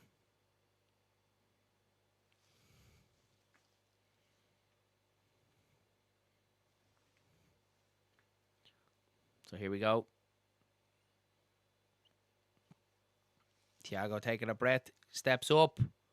Goal it is, 2-2 at the London Stadium. Thiago scores 2 penalties in the game tonight. And we're not over yet. Less than 10 minutes to play plus added time. We could be going to extra time, which wouldn't be the bad thing for Leeds United. Somerville is shaking his head. It's a penalty for me. Let me know what you think in the chat, but for me, he pushes him. Certain penalty. Thiago scores his 21st goal of the season. Wild. He's going to be snapped up, isn't he? You're definitely going to get one of the big sides. Gone from, absolutely, I think so. It's just a Chelsea. I don't know. I think Chelsea will end up going from a team like that. So 2-2 it is. So what are we thinking? Who's going to win this game?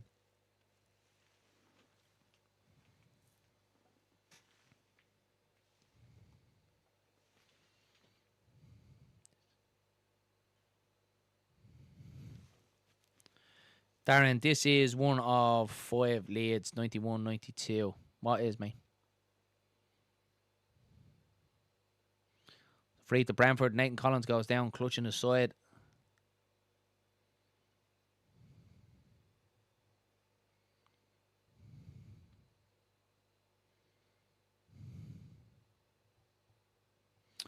Danny says, my first game at Ellen Road, I was 7 in 1988. And for a lifetime, I can remember the score. Or for the life, you can or can't remember the score. We played Everton. I can't remember the score. I definitely remember mine because it was our first year down in the Championship after relegation, when we got relegated from the Premier League, and we were bet 4-0 by Sheffield United. Neil Warnock was in charge at the time. We had players. Aaron Lennon was on the bench. I remember vividly the whole of Ellen Road screaming for Aaron Lennon to come on, and when he did, he was unbelievable. But we had players, I think like Paul Butler was playing then. Simon Walton. Who else we got there? Gillian Joachim, I think, could have been there around that time as well. Wild. Absolutely wild. But what a day it was. Never forget it. Chance. Lewis Potter's just fizzed one right across the box. Oh, and that was close. That could have been 3-2 Brentford to break West Ham hearts. Thiago, a handful, yeah, I agree. A handful for any team. I really thought we would struggle this season, but fair play, they've been very good. I think Brentford as a whole, I think you do have to give them some credit this year. Oh, I tell you what, should be 3-2 Brentford.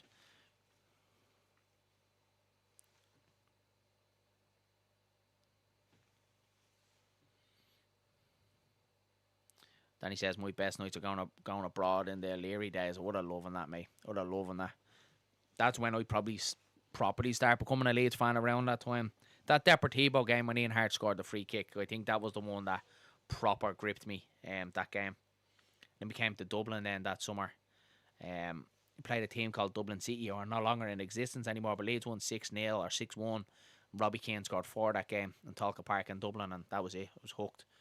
We had obviously Alan Smith there for Duke, Stephen McPhail, Kelly, some unbelievable players. Chance here now for West Ham. Here comes Somerville. He's bursting forwards. A real opportunity this from West Ham. Somerville. He's pushed out to the left hand side. It's really good defending from Brentford. Forces him away from goal. That's brilliant defending that. Somerville still has it though. He's still going, Somerville. Crossed. Oh, he's done so well. Somerville cleared away. Single-handedly trying to win this game for West Ham.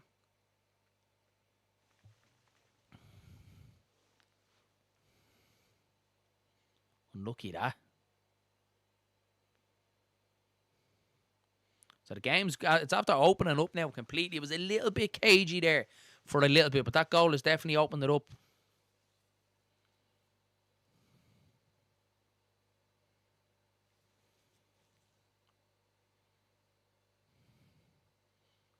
Pierre says the Chief is an awesome person. Yeah, he is. Here's Thiago. Thiago.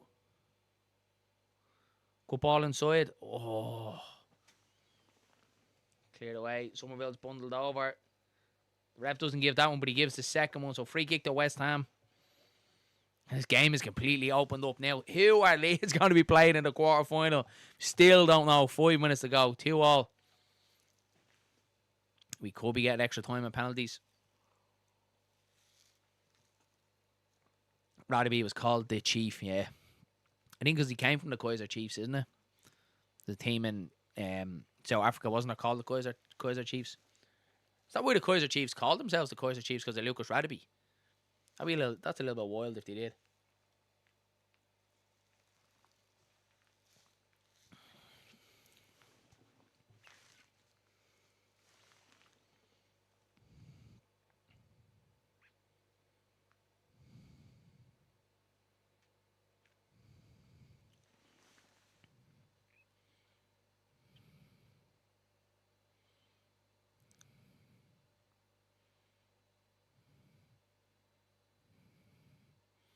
The ball all the way back with the West Ham goalkeeper, Ariola. Goes long. Will we get a winner? Can't imagine too much time being added on as well. There hasn't been much stoppages in the second half. We'll get a few, obviously, for the substitutes in the game, but not many. Not many stoppages. Good ball in that, headed away. Chance here for Brentford. Thiago has it back. Donovan. West Ham players around the middle. Chance now for West Ham to break on the counter. Oh, poor ball. Danny says, yeah, that's what he called themselves, the Kaiser Chiefs. They were going to call themselves Rocky 4 before they decided on the Kaiser Chiefs. A cracking name, to be fair.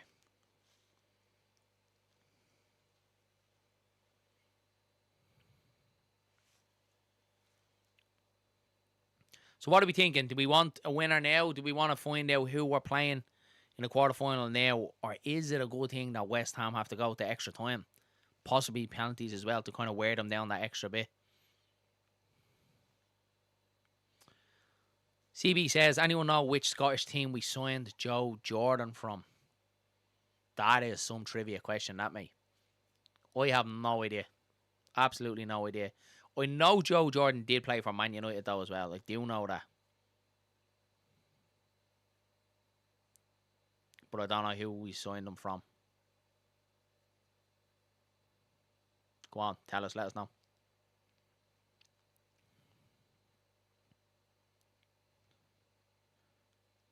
Pierre says, didn't he come from Aberdeen? Well, I don't ever remember hearing him playing for either Celtic or Rangers. So it would have to be probably Aberdeen, Hearts or Hibs. CB says, no, Pierre. Hearts? Hibs?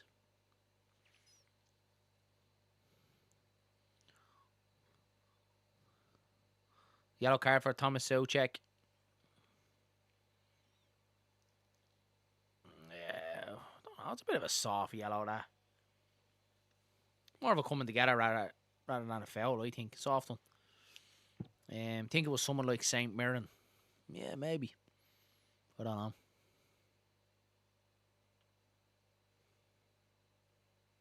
Morton. Is that who we signed him from, yeah?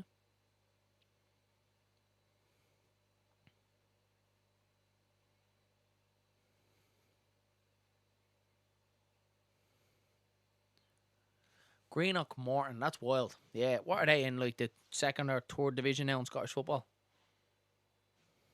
Came from Greenock Morton for 15k, says Danny. Wow. I didn't know that.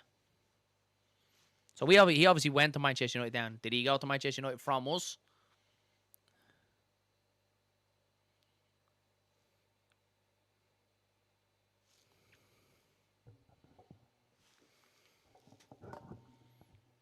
McQueen came from St. Mirren.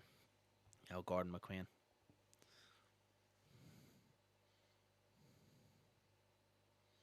We sold him to Scum. Joined Leeds in October 1st, 1970, says Danny. Love all this. I love the history of Leeds United. Keep it coming, lads. I love it. Love to hear it. Here's Altara for Brentford. I'll keep you up to date in the match. You keep me up to date on Leeds history.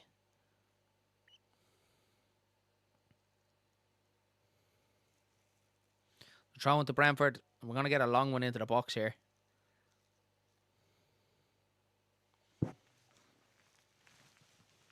So we're into stoppage time. We've got 4 minutes added on at the London Stadium. So we're still going to get 4 minutes in this game. At least. Will we get a winner? We're a minute into that now. Not a great throw, but it breaks for Somerville. Somerville's nicked off him right at the edge of the box. Somerville's a lucky boy there.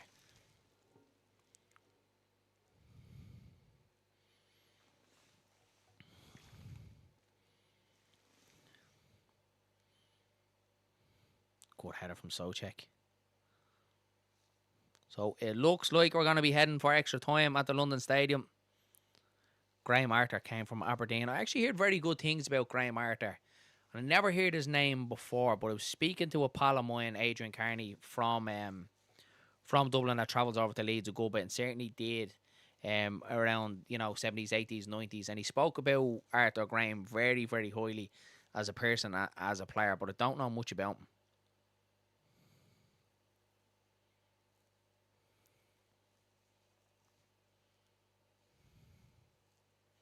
Yes, rather be named the band the Kaiser Chiefs, did he? That's mad, isn't it? Did these make many changes tonight? Yeah, Cookie. So West Ham made 7 changes altogether. They didn't start Somerville, but he's on the pitch here now. So they have Bowen, Somerville, Fernandez, all on the pitch for them tonight. So it might be a good thing. Might be a couple of tired legs now coming up against Manchester City. Or be Monday night, and I would imagine, did they play Sunday? West Ham and City play Sunday, I think. Let me check it out for you guys. As West Ham drive forward.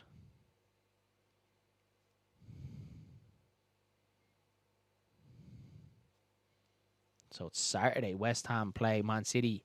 It's the late game, so the 8 o'clock game on Saturday. They still have a little bit of recovery time, but they certainly don't want extra time. Yeah, Danny has it there. Yeah, no, they play 8 o'clock on Saturday.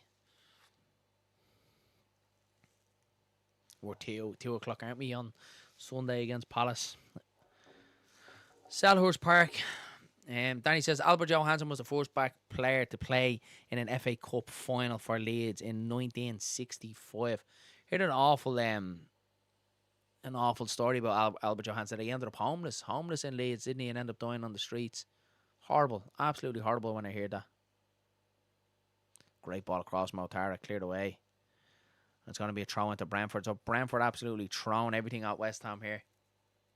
I've got a Palace ticket, but haven't figured out how I'm getting there yet. Well, at least you have a ticket, mate. That's the first battle over. But yeah, all the way down to London. Trains maybe, I imagine they're probably a little bit expensive. Buses. but I'd love to go to another away game. Oh, bounces all the way through, save. I'd love to go to another away game. I went to Cardiff last season, towards the start of last season. I think we won 2-0 and Strike missed the penalty. Ramazani actually scored for Leeds that day as well, and Pirro, I think, got the other. But so that's it.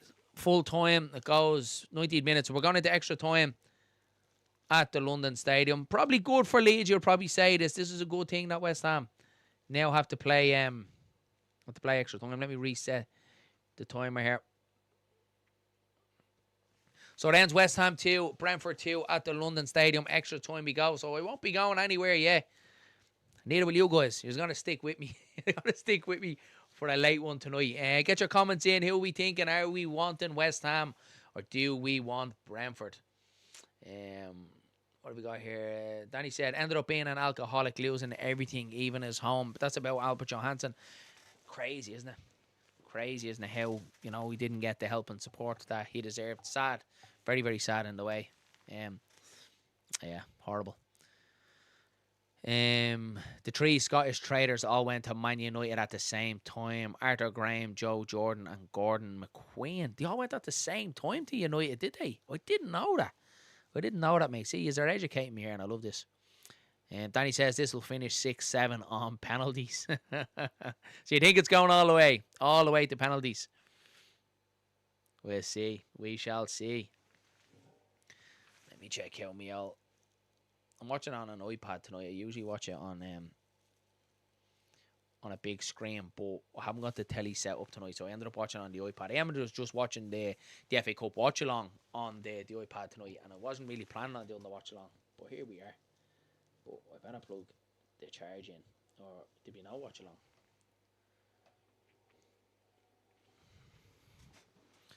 But into penalties we go. Let me get that plus 4 minutes off the screen for you guys.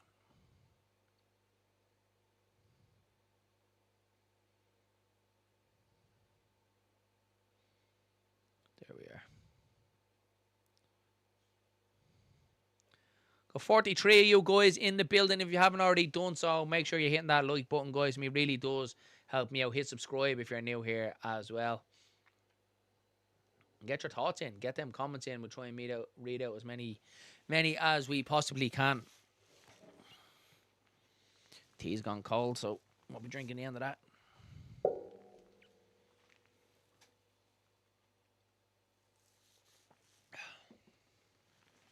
What are we thinking of the new Leeds and St. Patrick's Day gear? Do we like it? It's fresh. Absolutely fresh. I love it. Big shout out to the wife who bought it for me, actually, by the way. I forgot to say thanks on the stream earlier on. A big thanks for Leeds for doing it. Danny says, when we signed Fairclough under Wilco called him the silent assassin. Chris Fairclough, yeah.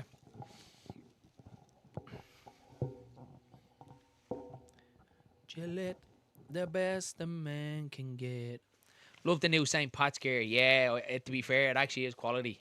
It actually is very, very good, Danny. They brought out like a whitey, creamy one, and then they brought out a black one, an all black one, and it's absolutely lovely. Actually, Ryan Edmondson, that used to play for Leeds, is playing for St. Pat's now over here in Ireland. Scored his first goal the other night against Shelbourne. So it's great to see. Great. I can't believe he's playing League of Ireland level, because when he was coming through the Leeds Academy scoring goals, I was sure Ryan Edmondson was going to go the whole way. I think he ended up out in Australia, didn't he, for a bit, and now he's back. He's back, obviously, over this side of the world, playing in Ireland, playing in Dublin. Lloyd says Brentford win on penalties. Yeah, get them predictions in. Let us know, what are we thinking. Wan-Bissaka is going to come on now for West Ham.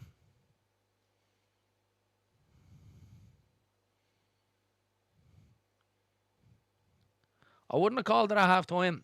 It was going to go to the extra time, to be fair. I thought we would have had a winner in the 90 minutes.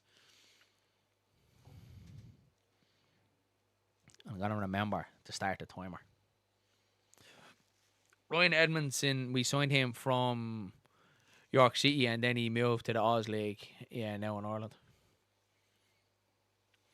Kevin Jarvis says, just joined your watch along, Darren. Any chance the gods would give Jimmy an old hamstring injury. Apart from that daft push for the Bees penalty, he's on fire for the Hammers. Yeah, he is a good player, Somerville, and you can see he's definitely after adapting to the Premier League, hasn't he, this season?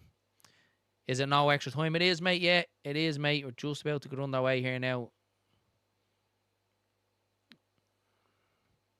So another 30 minutes of this. We're on the way for the first half of extra time.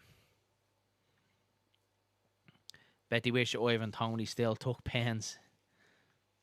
Is he still out in Saudi, Ivan Toney? I think he is.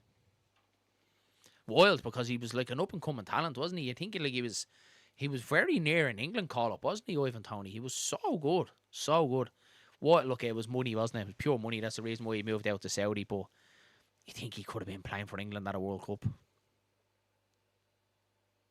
Yeah, Danny says still in Saudi. I thought that. On mad money.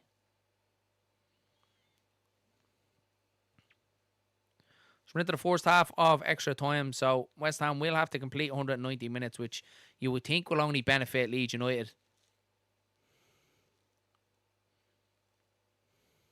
We're going to start to get a couple of tired legs now, aren't we, now in the next couple of minutes? Might go a little bit sloppy.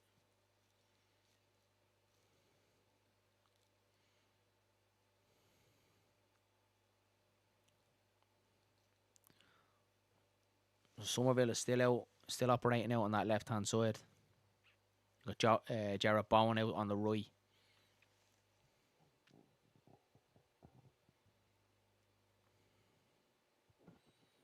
Yeah, it is the start of the second half has definitely started a little bit flat.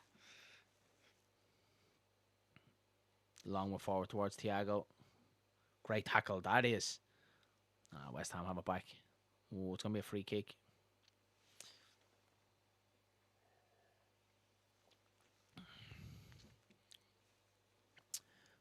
Like I said, Albert Johansson said Billy Bremner looked after him at Leeds when he faced with racism. He told him to show them how good of a player he was. Albert loved Billy. Did he receive a lot of racism? Yeah. That's terrible, isn't it? Absolutely terrible. So that would have been back, what, 60s, mid 60s up to 70s when he received it. Horrible. Absolutely horrible. Here's Somerville. What's weird about Somerville tonight, he's not wearing his gloves. He usually has gloves on and short sleeves, doesn't he?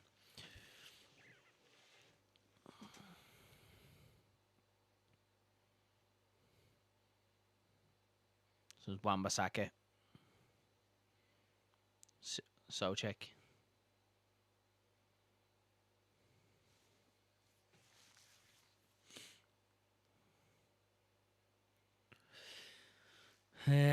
Albert Johansson could run 100 metres back then under 15 seconds. He was rapid. Holy shit.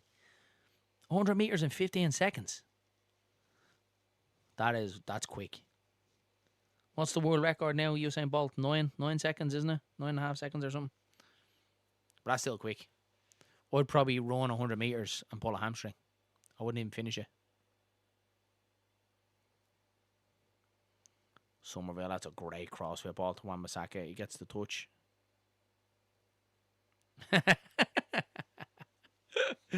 Danny says it'll take me 15 hours. Stop off for a break on the way. Here's Somerville now, edge of the 18-yard box. Trying to work a shot, doesn't. Oh, that's a poor ball back in.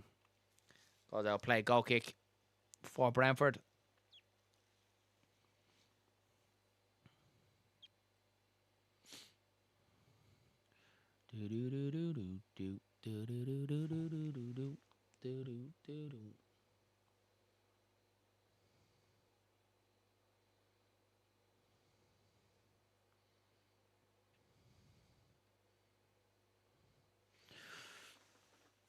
So Callagher goes long, looking for Thiago. You can see and probably sense the lack of energy now, and this is gone just a little bit flat this game. The opening couple of minutes.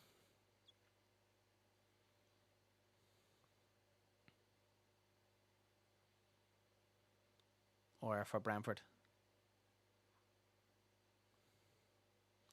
And he says, "I was quick when I was younger in mind. Had to play, always got chased by the police." Well, that pace was missing then if you're a goalkeeper.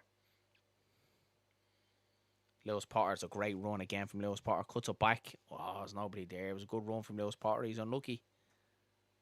It'll be free to West Ham. Collins gives away the free kick.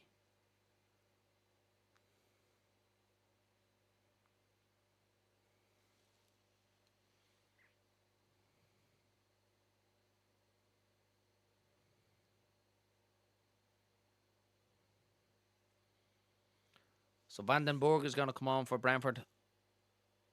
Starting to get a lot of tired legs out there. Lloyd says, when we signed Rod Wallace, we had to sign his twin brother Ray too. Being twins, they couldn't be separated. Is that true, or are you pulling me leg now? Because I've never heard that before. That sounds like a fib. I became a keeper because I wasn't arse running. It's fair. It's fair.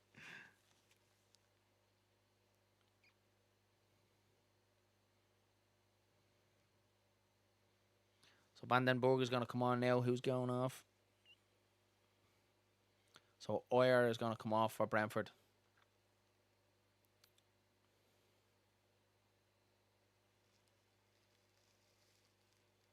Wait, hold on. Rod Wallace had another brother called Danny Wallace. And he went to Man United. Did he actually? I think he's pulling me leg here, lads. I'm going to have to fact check all these after this game.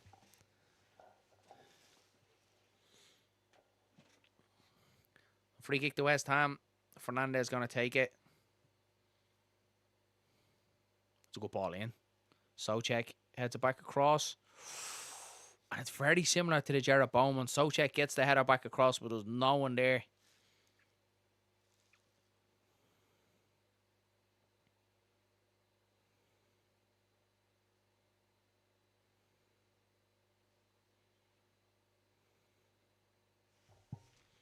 Who wants it more now? Territory, isn't it?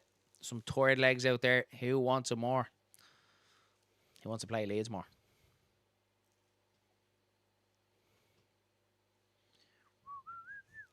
Thiago. Oh, good save, Mariola. Lloyd said, scoring loads of goals in Saudi there, top of the league. About Ivan Toney, yeah, mate. It's just pretty bad standard though, mate, you know? There were three Wallace brothers. The other one was Danny. So Rod, Ray, and Danny Wallace. I'm fact checking these CVs after this. And we had to sign his brother Ray as well. I never heard of Ray Wallace, lads. I gotta tell you the truth. It's the truth, Darren, is it? Really? I thought Danny and Lloyd were pulling me leg there. Look it up, I will. I'll definitely look it up after the game. There were three Wallace brothers. The other one was Danny. What else we got? Lloyd says, I'd love Ivan Toney at Leeds, class player. Yeah, I don't think we get him. I think if he comes back to the Prem, he probably goes to one of the bigger sides with you. I don't even know if he does come back to the Prem. He'll probably just end up staying out in Saudi. And maybe like Oscar. I remember Oscar that used to play for Chelsea ended up going to China. I think he went. Unbelievable talent. And went to China, just wrecked his career. Darren, you know my Leeds knowledge. I wouldn't lie to you. I wouldn't, to be fair, mate. In fairness, my Leeds knowledge from like early 2000s onwards is fairly on point. And then obviously I know a lot about the Revy eras, but probably like from the 80s and 90s world, that's probably where my knowledge isn't great. But definitely know a lot about the 70s and that.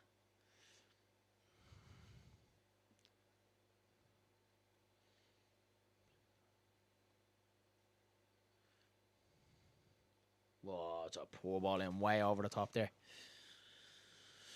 Ken says here, Gold St. Patrick's jersey was delivered today. It's got the Irish writing on the back below the collar. Rafael Podrick, yeah, love to see that. And there are three fades in that sentence, but you can't type in those letters. Or three fathers, yeah, three of the fathers in, yeah. Fair. I did say it, Stephen Bourne, who does me on the channel, a lot of you guys would know him from when we do the broadcast on a Wednesday. He was over there and he picked up a few bits as well. He said he was absolutely wiped out in the club shop. I'm lucky that my wife got me this one as well. I'm heading over for the West Ham game as well. I might pick up a few other bits as well. But I love this. Absolutely love these types of jackets. Pardon me for yawning. Bowen tries to get it in. Blocked away, and here come Brentford. Certainly who wants it more now. There's getting a lot of tired legs out there. Here come Brentford.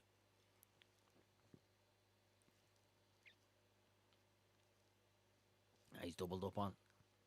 Oh, that is a bad cross. Oh, it does drop to Guattaro. Could be a penalty. He goes down. The referee says no. It's Wan-Bissaka who takes him down, but the ref says no.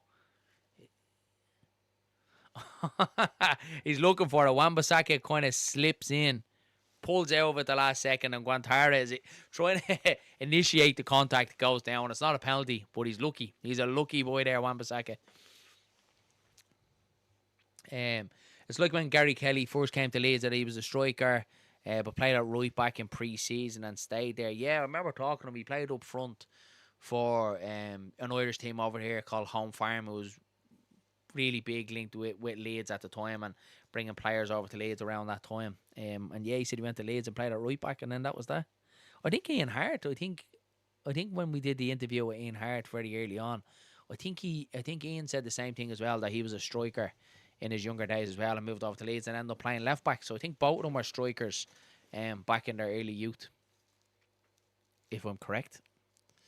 Lloyd says, great story how Revy signed Eddie Gray. He drove all the way up to Scotland, threw pebbles at his window, and come out signed for Leeds. That's mad, isn't it? It's great because you never get stories like that anymore at all, don't you? Not at all. Through the proper channels and meet up and, fancy hotels and all that sort of stuff. But that's class. Just throwing pebbles at your window. Come on, you're going to Leeds. Love that. Oh, good cross from Lewis Potter. Blaze Ray says, you could tell all about what Hart, that he could strike a ball. He was unbelievable, wasn't he, Hart? Unbelievable strike of a ball. I don't know where that comment has gone. I don't know whether he deleted it or not. Just in case someone thinks the China is. Yeah, exactly. The jersey was made in China. Yeah, maybe. Nice though. Nice touch from the club. I think it's cool.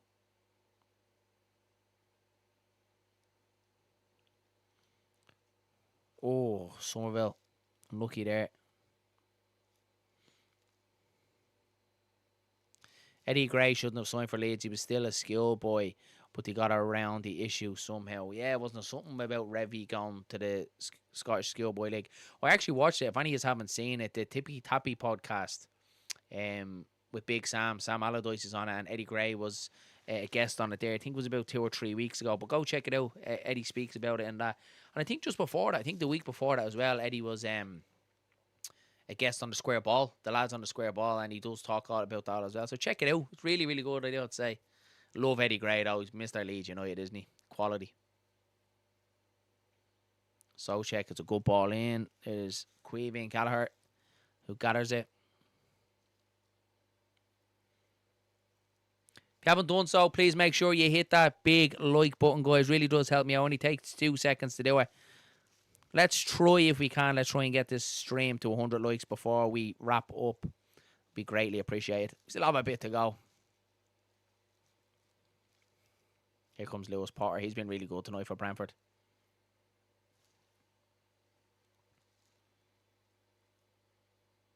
Well done, Soucek. He does well there. Great defender from Soucek. Goal kick to West Ham. Amy Clark says, smash a like, please do so. After Eddie scored that great goal against Burnley, Revy said that he wouldn't leave footprints in the snow. Yeah, it's a good. I think it's on like a little astro on the way as you walk down to Ellen Road. They have like a little mural thing of Eddie Gray scoring that goal and that quote. It's class. Absolutely class. Love to see it.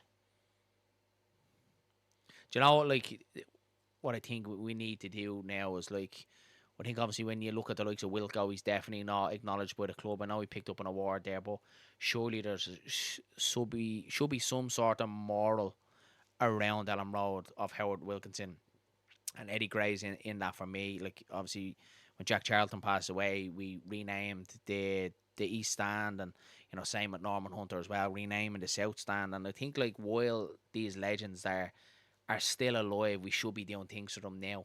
We should be doing things from now. Look, there's only so many stands in the ground you can rename, but definitely for me, Eddie Gray deserves a statue. Everything he's given for the club as a player, as a manager, and ambassador, assistant manager, caretaker, everything he's done for the club over these years. Even commentary, he used to do commentary for Leeds and LUTV back in the League One days. He deserves a statue for me, without a shadow of a doubt.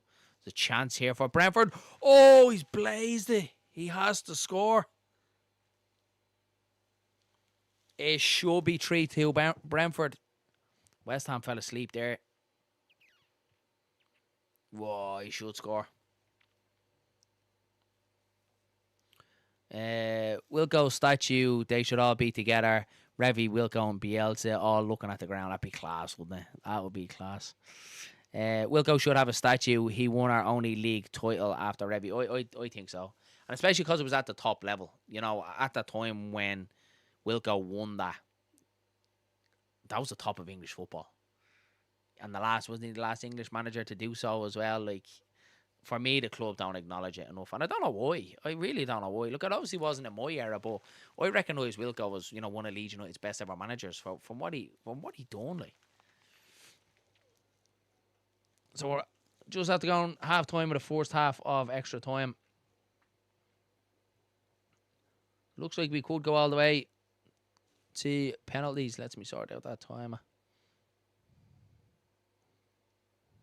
There we go. There we go.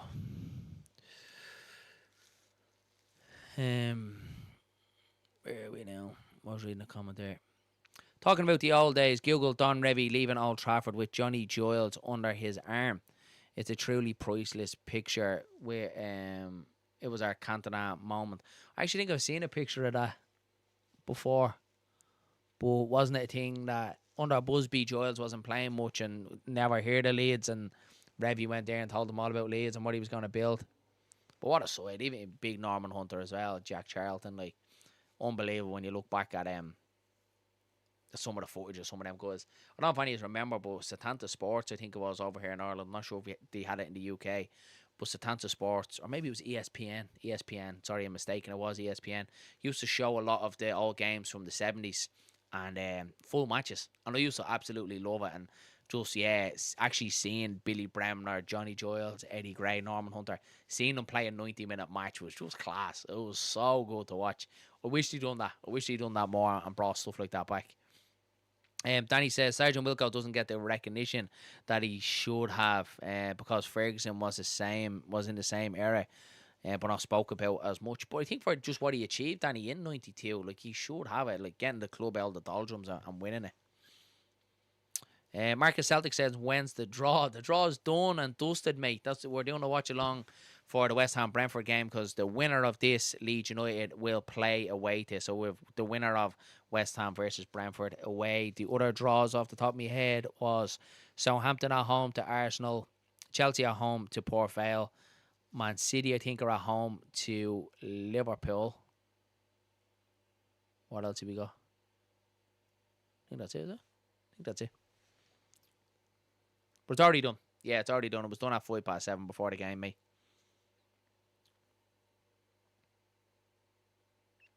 CB says, I've seen that Archie Gray is looked at by Real Madrid. His quality is near Archie Gray. Watched him the other night when they got bet 4-1 against Crystal Palace, and he was the best Spurs player.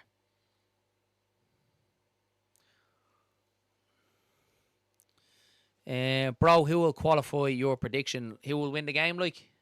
I don't really know, mate. It's hard to kind of separate them. I would have said West Ham, obviously, when they were 2-1 up, looks like they've kind of had the better of it. But right now, at this moment in time, I don't really know. It looks like it's going to go to penalties, and it's just toss of a coin then, isn't it?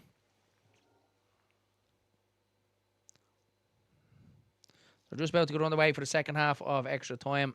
Still 2-all.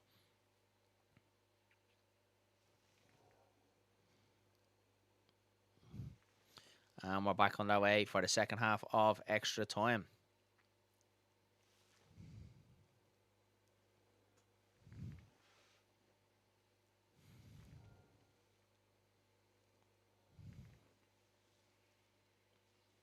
Callum Wilson has signed a 1 year extension to his contract. He was leaving 3 months ago. Yeah, it's wild, isn't it? Because it looked like he was gone, but he was staying there.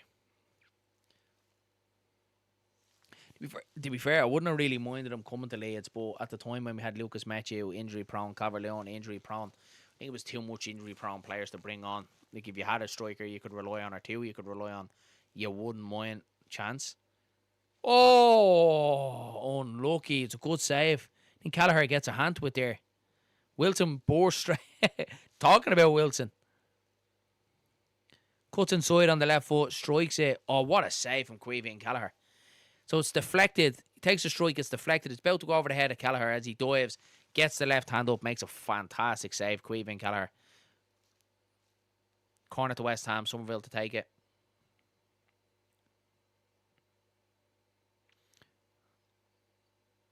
Of course, Chelsea got Portvale. Portvale at home. Drew Portvale at home. Even if it was away, you might half think of a giant killing. But yeah, they've got Portvale at home. Ken Jarvis says, Giles looks like Tom Cruise in the photo. I believe Johnny wanted a pay rise. Man United wouldn't give it to him. And Don moved in for the kill. Yeah. Great, some of the stories of the old days. What's built this club to what it is now. Here come Brentford now. Oh, Somerville takes him down. It's going to be a free kick. Somerville's on a yellow card as well. I think he's treading a tight line there, to be fair. He's away and that's a yellow card for me. Somerville should be getting booked there for a second yellow. I don't want him sent off, but his hands around him, drags him down. He's running at the back line with pace. He takes him down. That's a yellow card offence.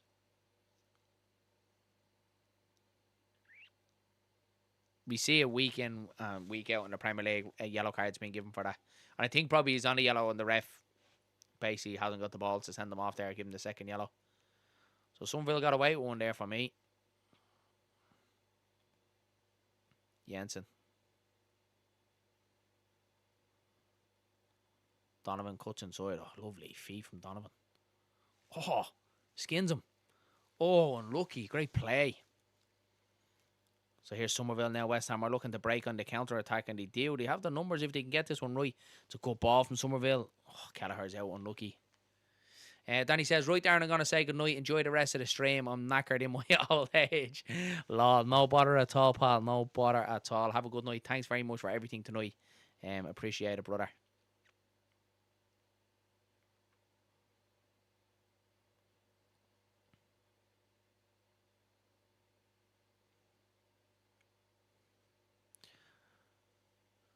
Lloyd says Revy stole Johnny Giles off Man United. He was good. He was good mates with Matt Buzzy. Revy was, yeah. Johnny Giles, Jack Charlton, great Irish legends. Yeah, Jack Charlton was class. I love the fact that Jack Charlton was obviously like a one club man as well. What did he got over like 700 appearances? I think 747 if I'm exact. Quality. And then obviously what he done with Ireland as well. Like he put Ireland as a footballing nation on the map. And we haven't had anything of the likes before him. And certainly nothing of the likes after him as well. Like unbelievable what he done for Irish football.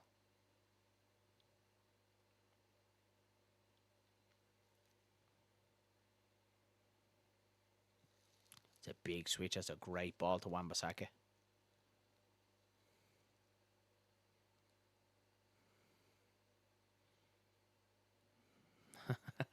Marcus Celtic says Nanny had a picture of Jack Charlton on the wall in the 90s. He was loved, wasn't he? Absolutely loved Jack Charlton over here in Ireland. As we say, what did we say? Adopted Irishman, is it? That's what the saying is? Sorry, Bielsa never won anything worthy of a statue. Jimmy Armfield got us to a European Cup final. Yeah, the European Cup final. I think Bielsa, like in his own right, definitely has to be in the conversation for how we reap chance for West Ham. They're screaming, the appeals for handball here. And I'm sure they're going to check it. There's loads of appeals around the London Stadium. The referee doesn't give it. Brentford are coming down the other end. It's blocked away. VAR are checking this out, so it could be a handball. We could be getting a penalty here to West Ham. Nah. I don't think so. Nah, I don't think. Lewis Potter's running in. It's a bad touch and it bounces up and hits him in the hand. It's not a penalty for me. Bielsa, yeah, we're talking about Bielsa. I think like what Bielsa done and how we rebuilt Leeds United from, being in the doldrums for so long, mid-table in the Championship, nothing to get excited about. How we built Leeds United and, got it back on the map and filled the ground. Because you remember before that, like, not that we were struggling, but a lot of fans came disillusioned with Leeds United, particularly, under Chelino and Ken Bates and GFH. You kind of forget.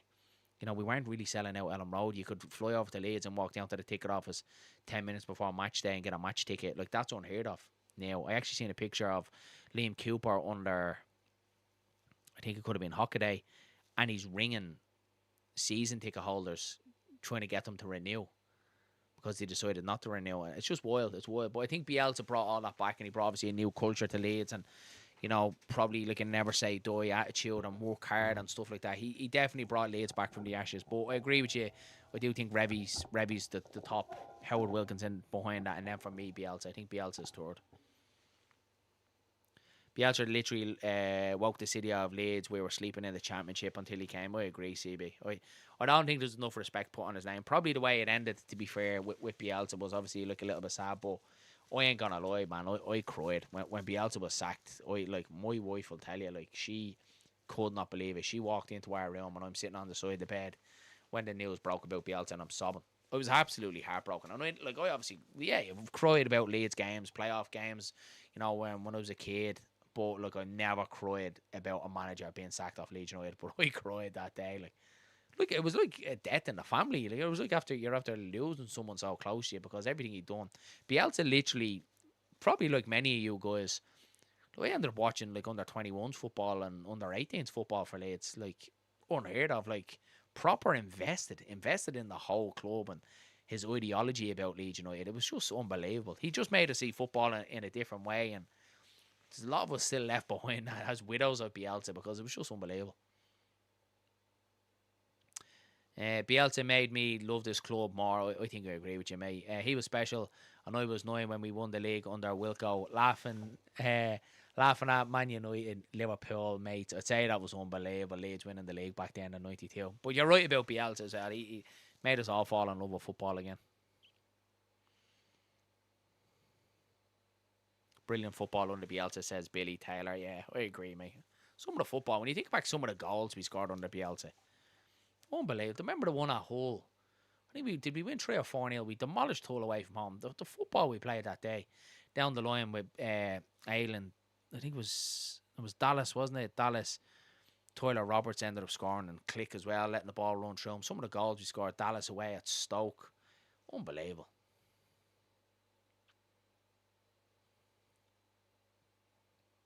City away as well, down to 10 men. Stuart Dallas, class.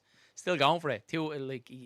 Down to 10 men against Manchester City. Any other manager sitting in, and Bielsa's still going for it, still attacking.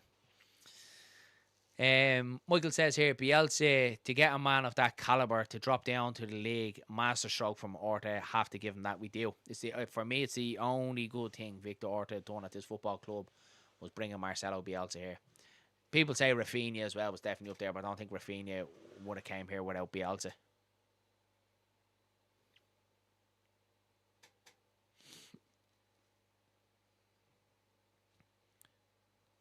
Lloyd says, Revy and Bremner made me love Leeds. That's the standard. Arsenal, Liverpool, Leeds, and Manchester United are the big 4 clubs, always will be. Definitely, from your era, you would say that, mate. Absolutely. Here come Brentford now. Oh, it's a good tackle.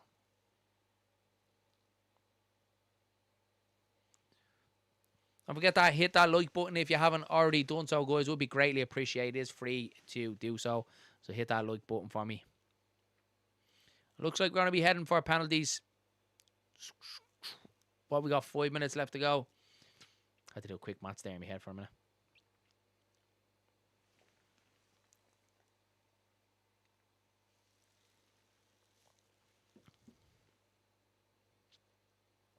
Okay, so they're talking in the comms that Somerville is a bit injured. Nally McCoy's just said that he'd be fearful of keeping him out there if he is injured. So I'm just going to keep an eye on Somerville here for the next minute or two and just see if he is injured. But they're saying that he is, that he's struggling a little bit out there. Martin Nolan says, I was at the Spurs game that day. We found out um, in the Brentford airport on the way home, 90% of Leeds fans in the airport just stared at their phones looking sad. I can only imagine, mate. It was like a death. It's the only way I can describe it. It just felt like a death when Bielsa was relieved. But it came out, we went to a Q&A. I'm not sure if you were at it, Martin. I think you might have been. The Q&A was Stuart Dallas and Ian Hart, and Stuart Dallas said that them players were told before the game. He went in for a bit of physio before that game, and the physio thanked him for everything he's done, and he was like, "What are you thanking me for? I'm just about to go out and play a game." And he just said, "I just want to thank you for everything." So he said he knew. Dallas said he knew before he went out, regardless of the result that day, that Bielsa was sacked. So yeah, sad. Brian says Billy Bremner was my favourite player. He was a lot of people's favourite player, wasn't he? Kenny Dalglish voice or the boy Leeds. Oh, Radrizzani. Oh, good effort. That unlucky. Unlucky with that. Yeah, it was Radrizzani, wasn't it? And then it was obviously Orta then after that. Ken says it was a sad day and that we didn't get a cup run under Marcelo. I think that he lost all of his FA Cup games, and he was only in one or two league games. I just don't think he prioritised the cup games, didn't he? You know, it felt like we were just totally different in league games under Bielsa. Chalk and cheese. Amy says I can confirm Darren did cry when Bielsa was sacked. I sobbed, didn't I? I absolutely. My wife was looking at me going, "Why are you crying over a football manager being sacked from your team?" Like, when you put it like that in simple terms, she's probably looking at me going, "Like, what is my husband?" But it broke my heart when Bielsa was sacked. And one video got me. I think he was around the training ground leaving, and he was saying goodbye to some kids, and they were taking pictures and all, and he just looked heartbroken in it, didn't he? And just got me like, I was like, ah. Yeah, and I obviously all you guys know, if you're watching here in Leeds Bros, all you guys know Joe Wayman as well. I always remember watching Joe Wayman's stream because it's well before Leeds Bros, before we started up Leeds Bros, and I remember going and watching Joe Wayman's stream, and he was sobbing, absolutely sobbing, reading a statement from the football club, and he had me crying then as well, like, so mad, absolutely mad. Somerville looks injured, says Lloyd. Well, that's what they've said here, and they've kept them on.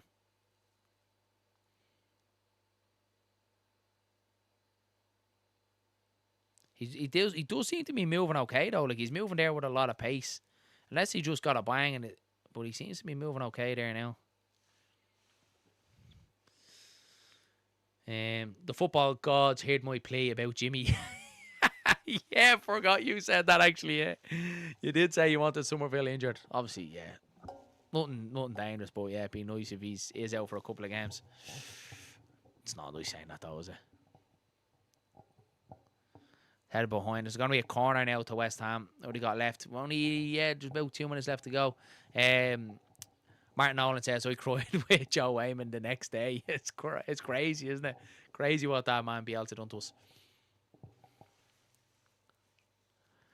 Somerville, such an on his day player. Yeah, yeah. I think he's grown into the Premier League, though. When I watched him the first year in West Ham, I said, oh no, I said, he can be one of these players that are going to get lost up in the Premier League. But to be fair to him, he's looked a lot better this year. Not that one-trick pony that we've seen in the Championship, but just constantly cutting in on that right foot and trying to score that. He's definitely varied this game a lot. Headed away. So it looks like we're going to be going to penalties, guys. So stick with me for it. And let's find out who Leeds are going to be playing in the quarter-final of the FA Cup. We still have a few minutes left. Chance here for West Ham. Bowen comes inside. We get a good cross. Headed away.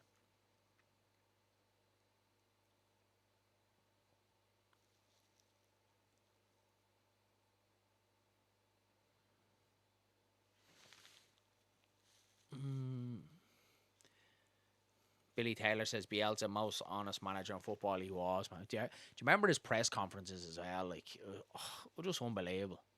You could just sit there and listen to him all day. Leeds drawn away. What a shocker. Yeah, to be fair, yeah. It was always going to be rare that we got back-to-back FA Cup ties at home, though, wasn't it? It was always going to be rare. But look, we're going to get to Wembley. It is what it is.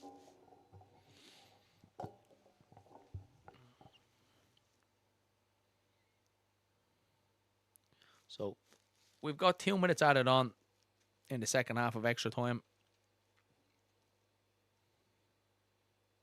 Wan-Bissaka. Collins heads it away. So we've about a minute left. Oh my God, that would have been goal of the season.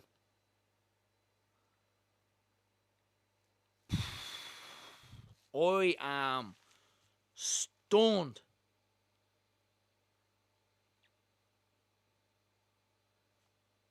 That would have been the best goal. Up there, one of the best goals I've ever seen. What a strike that was, just over the top.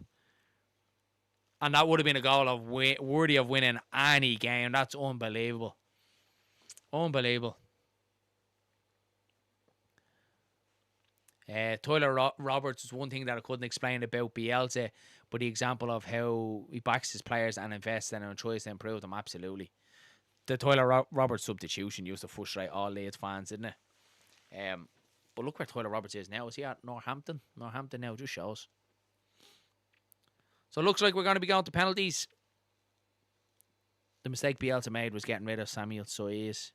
I don't know, mate. He went on to do well after he got rid of Soyes' promotion and that. Oh, Thiago. Strike blocked. Great block away. The game has really opened up now.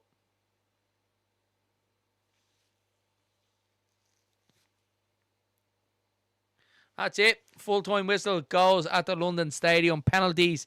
It is. Wow. Wow, wow, wow. Bro, ITV are showing the big match revisited on Saturday and Sunday mornings. Don't know what that is. Don't know what that is. The big match revisited. Is it the big match revisited, maybe, you mean? Not the big match. Oh, pause that. So here we are. Going to penalties at the London Stadium. Will decide who Leeds United get in the next round.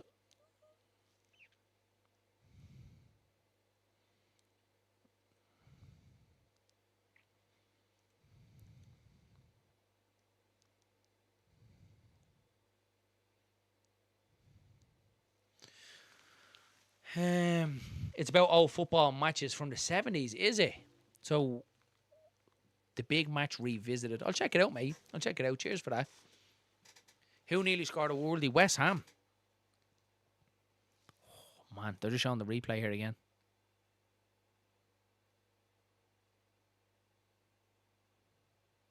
It's an unbelievable strike, that. It was Diassi. Diassi for West Ham. Oh, man. Unlucky. Very unlucky. So penalties it is.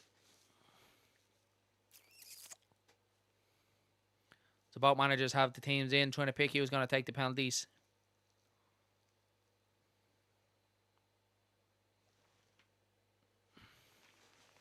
Let's go. Who are we thinking? Get your predictions in the chat.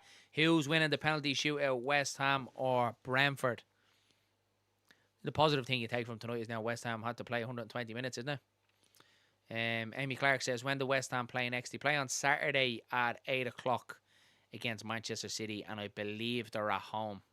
I think they're at home. I remember the videos during COVID after we won at Derby. Marcelo got out across the road to a car. I remember that, yeah, to the young lad. Unbelievable. Unbelievable.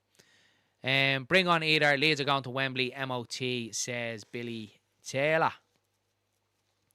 Amy Clark says West Ham win on penalties, I think. I'm feeling West Ham as well, just with the crowd and all behind them. But who knows? It's a lottery, isn't it? It's a lottery is the penalty shootout. So the West Ham goalkeeper went down the tunnel. He's coming back out here now. Maybe he went in to get a couple of tips. Yeah, he's with the goalkeeping coach, the West Ham goalkeeper. Gaz is going for West Ham to win this one. So they're still sussing out who's going to take the penalties.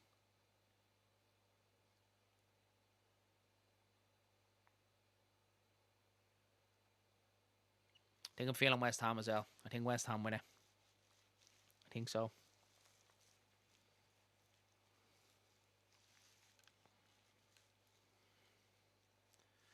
See if Somerville takes one. I'd imagine he's going to put himself forward.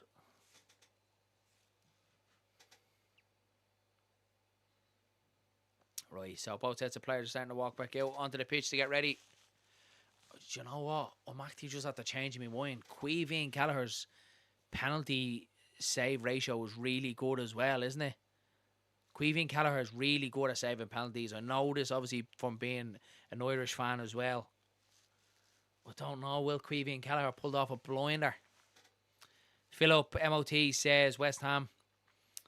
Ken has it there, yeah. Gallagher's good at saving penalties. Will he do it again? Literally just seen it there. Forgot about Gallagher, and then the camera went to him, and we know he's good at saving penalties, Queeveen Gallagher. So we'll see.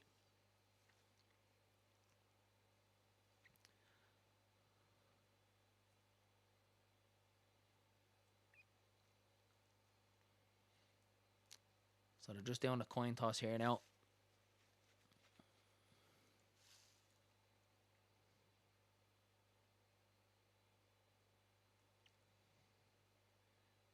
So it's West Ham for the first penalty. It's going to be Jared Bowen to take it.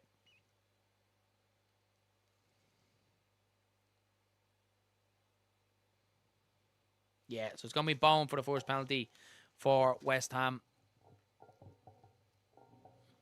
He obviously did score a penalty earlier on in the game today. Sent Queeveen Gallagher the wrong way. Can he do it again?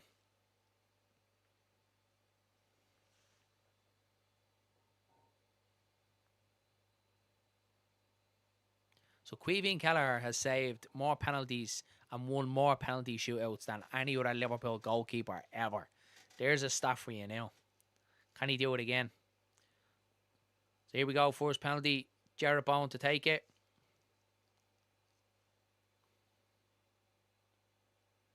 Referee blows his whistle. Bowen steps up. Oh, Gallagher goes the right way, but Bowen scores 1-0 to West Ham. Nuno sitting on the bench and he looks absolutely freaked.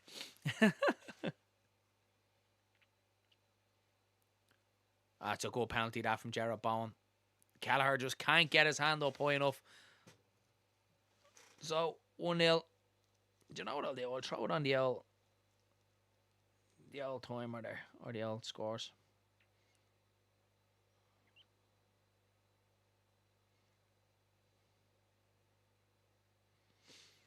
So there we go. That score up there in the middle is how it is on penalties. I'll throw it up there for you. Tom Sharp is going West Ham win. Thiago's going to step up now for Brentford to take their first penalty. So Thiago versus Areola. Thiago steps up. Oh, it's a brilliant penalty. Cool as you like. Sends him the wrong way. 1-1.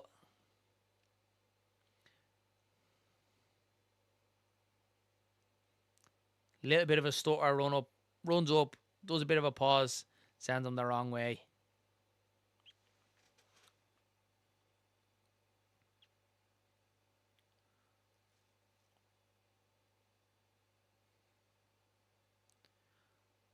So Tati Castellanos is the next penalty taker for West Ham.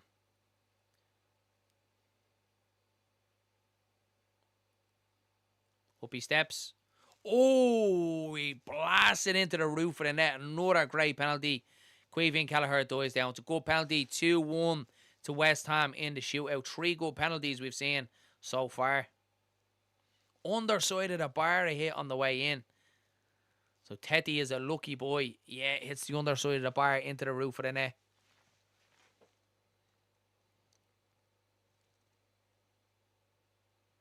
Nuno's not watching. Nuno's sitting down on the bench. Eyes down to the ground like this, not looking, just waiting to hear the noise off the crowd. So Otara is going to take it for Brentford. Their second penalty. Can he level it up?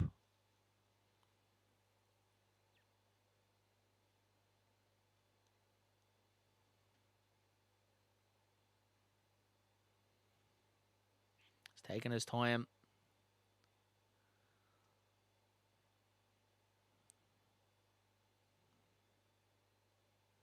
really taking his time here. I think he's trying to psych the goalkeeper. Here he goes, up he steps. Oh my God! He looks like a fool. So Otara took an absolute age. He's trying to psych Areola out, and he just clips it right down the middle. Areola, he just stands and catches it. It's an horrendous penalty. So bad. So bad. He tried to be too clever, Otara. I think he's a great player. I really do. I like Otara as a player. But he's got that all wrong there. So West Ham lead the penalty shootout 2-1. And it's going to be Callum Wilson to take West Ham's third penalty to give them that advantage now in the penalty shootout. So that'll give them a buffer if they get this one. Up steps Wilson. Oh, it's a great penalty right into the top corner. Kelleher again can't get anywhere near it. 3-1 to West Ham in the penalty shootout. Michael says it, what a donkey. Absolutely. I don't know what Otara was thinking. Far too smart. It's a great penalty that from Callum Wilson. Right into the top corner. Just grazes the bar again. Great penalty.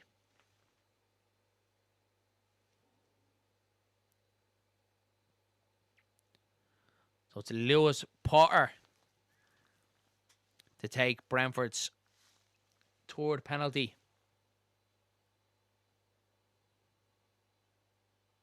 I think he's got to score. He's got to score this.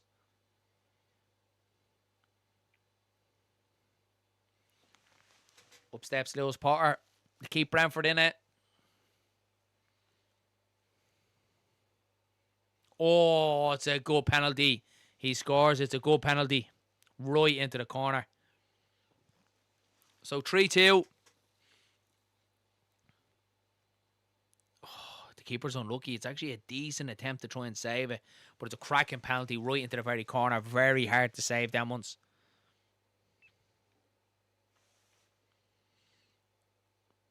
Now up steps Thomas Souček.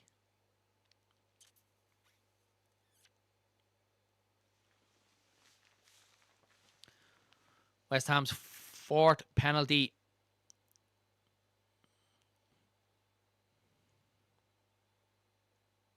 Up steps Souček. It's another fantastic penalty. It's an absolutely unbelievable penalty from Thomas Souček. Again, right into the top corner of the net. Kelleher can't get anywhere near it. 4-2 to the Hammers. And this has to go in now for Brentford.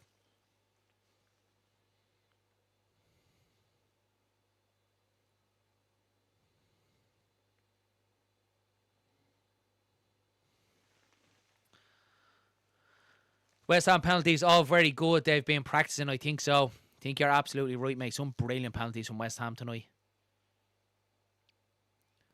So Jensen is going to take this penalty for Brentford. He has to score. If he misses, Brentford are out and Leeds will take on West Ham in the quarterfinal of the FA Cup. Boos ring around the London Stadium. Will it put him off? Jensen versus Areola. Up steps Jensen. Bit of a stuttery run. It's a fantastic penalty from Jensen. And he breathes a sigh of relief. So they're just hanging in by a thread, Brentford, in this one. An absolute thread. Great penalty again. Smacks it down the middle. West Ham goalkeeper, no chance. Mavropanos, the defender for West Ham, is going to take this one. To put them through to the quarterfinals of the FA Cup.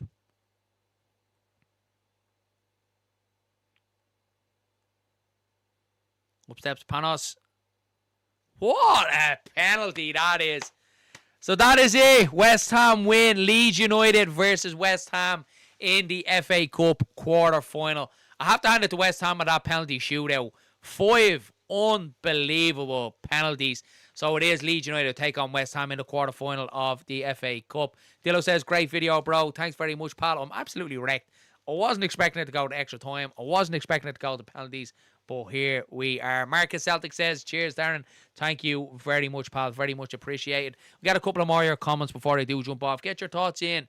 What are we thinking? Leeds versus West Ham in the quarter-final of the FA Cup. Somerville, let's see what conditions he's in. He might be sore tomorrow. It's horrible saying that, but I hope he is. I hope he is, because he's such a danger man. But what a game. What a game of football that was to watch, all the way down to penalties. West Ham were absolutely unbelievable in the penalty shootout. Some of the penalties was unbelievable. CB says, thanks, Darren. Cheers, mate. Really do appreciate it. It is very much appreciated, guys. So that's it. Look, I think we'll leave it there. We'll call it a night tonight eventually. Started this at 7:15 tonight, and here we are still tonight.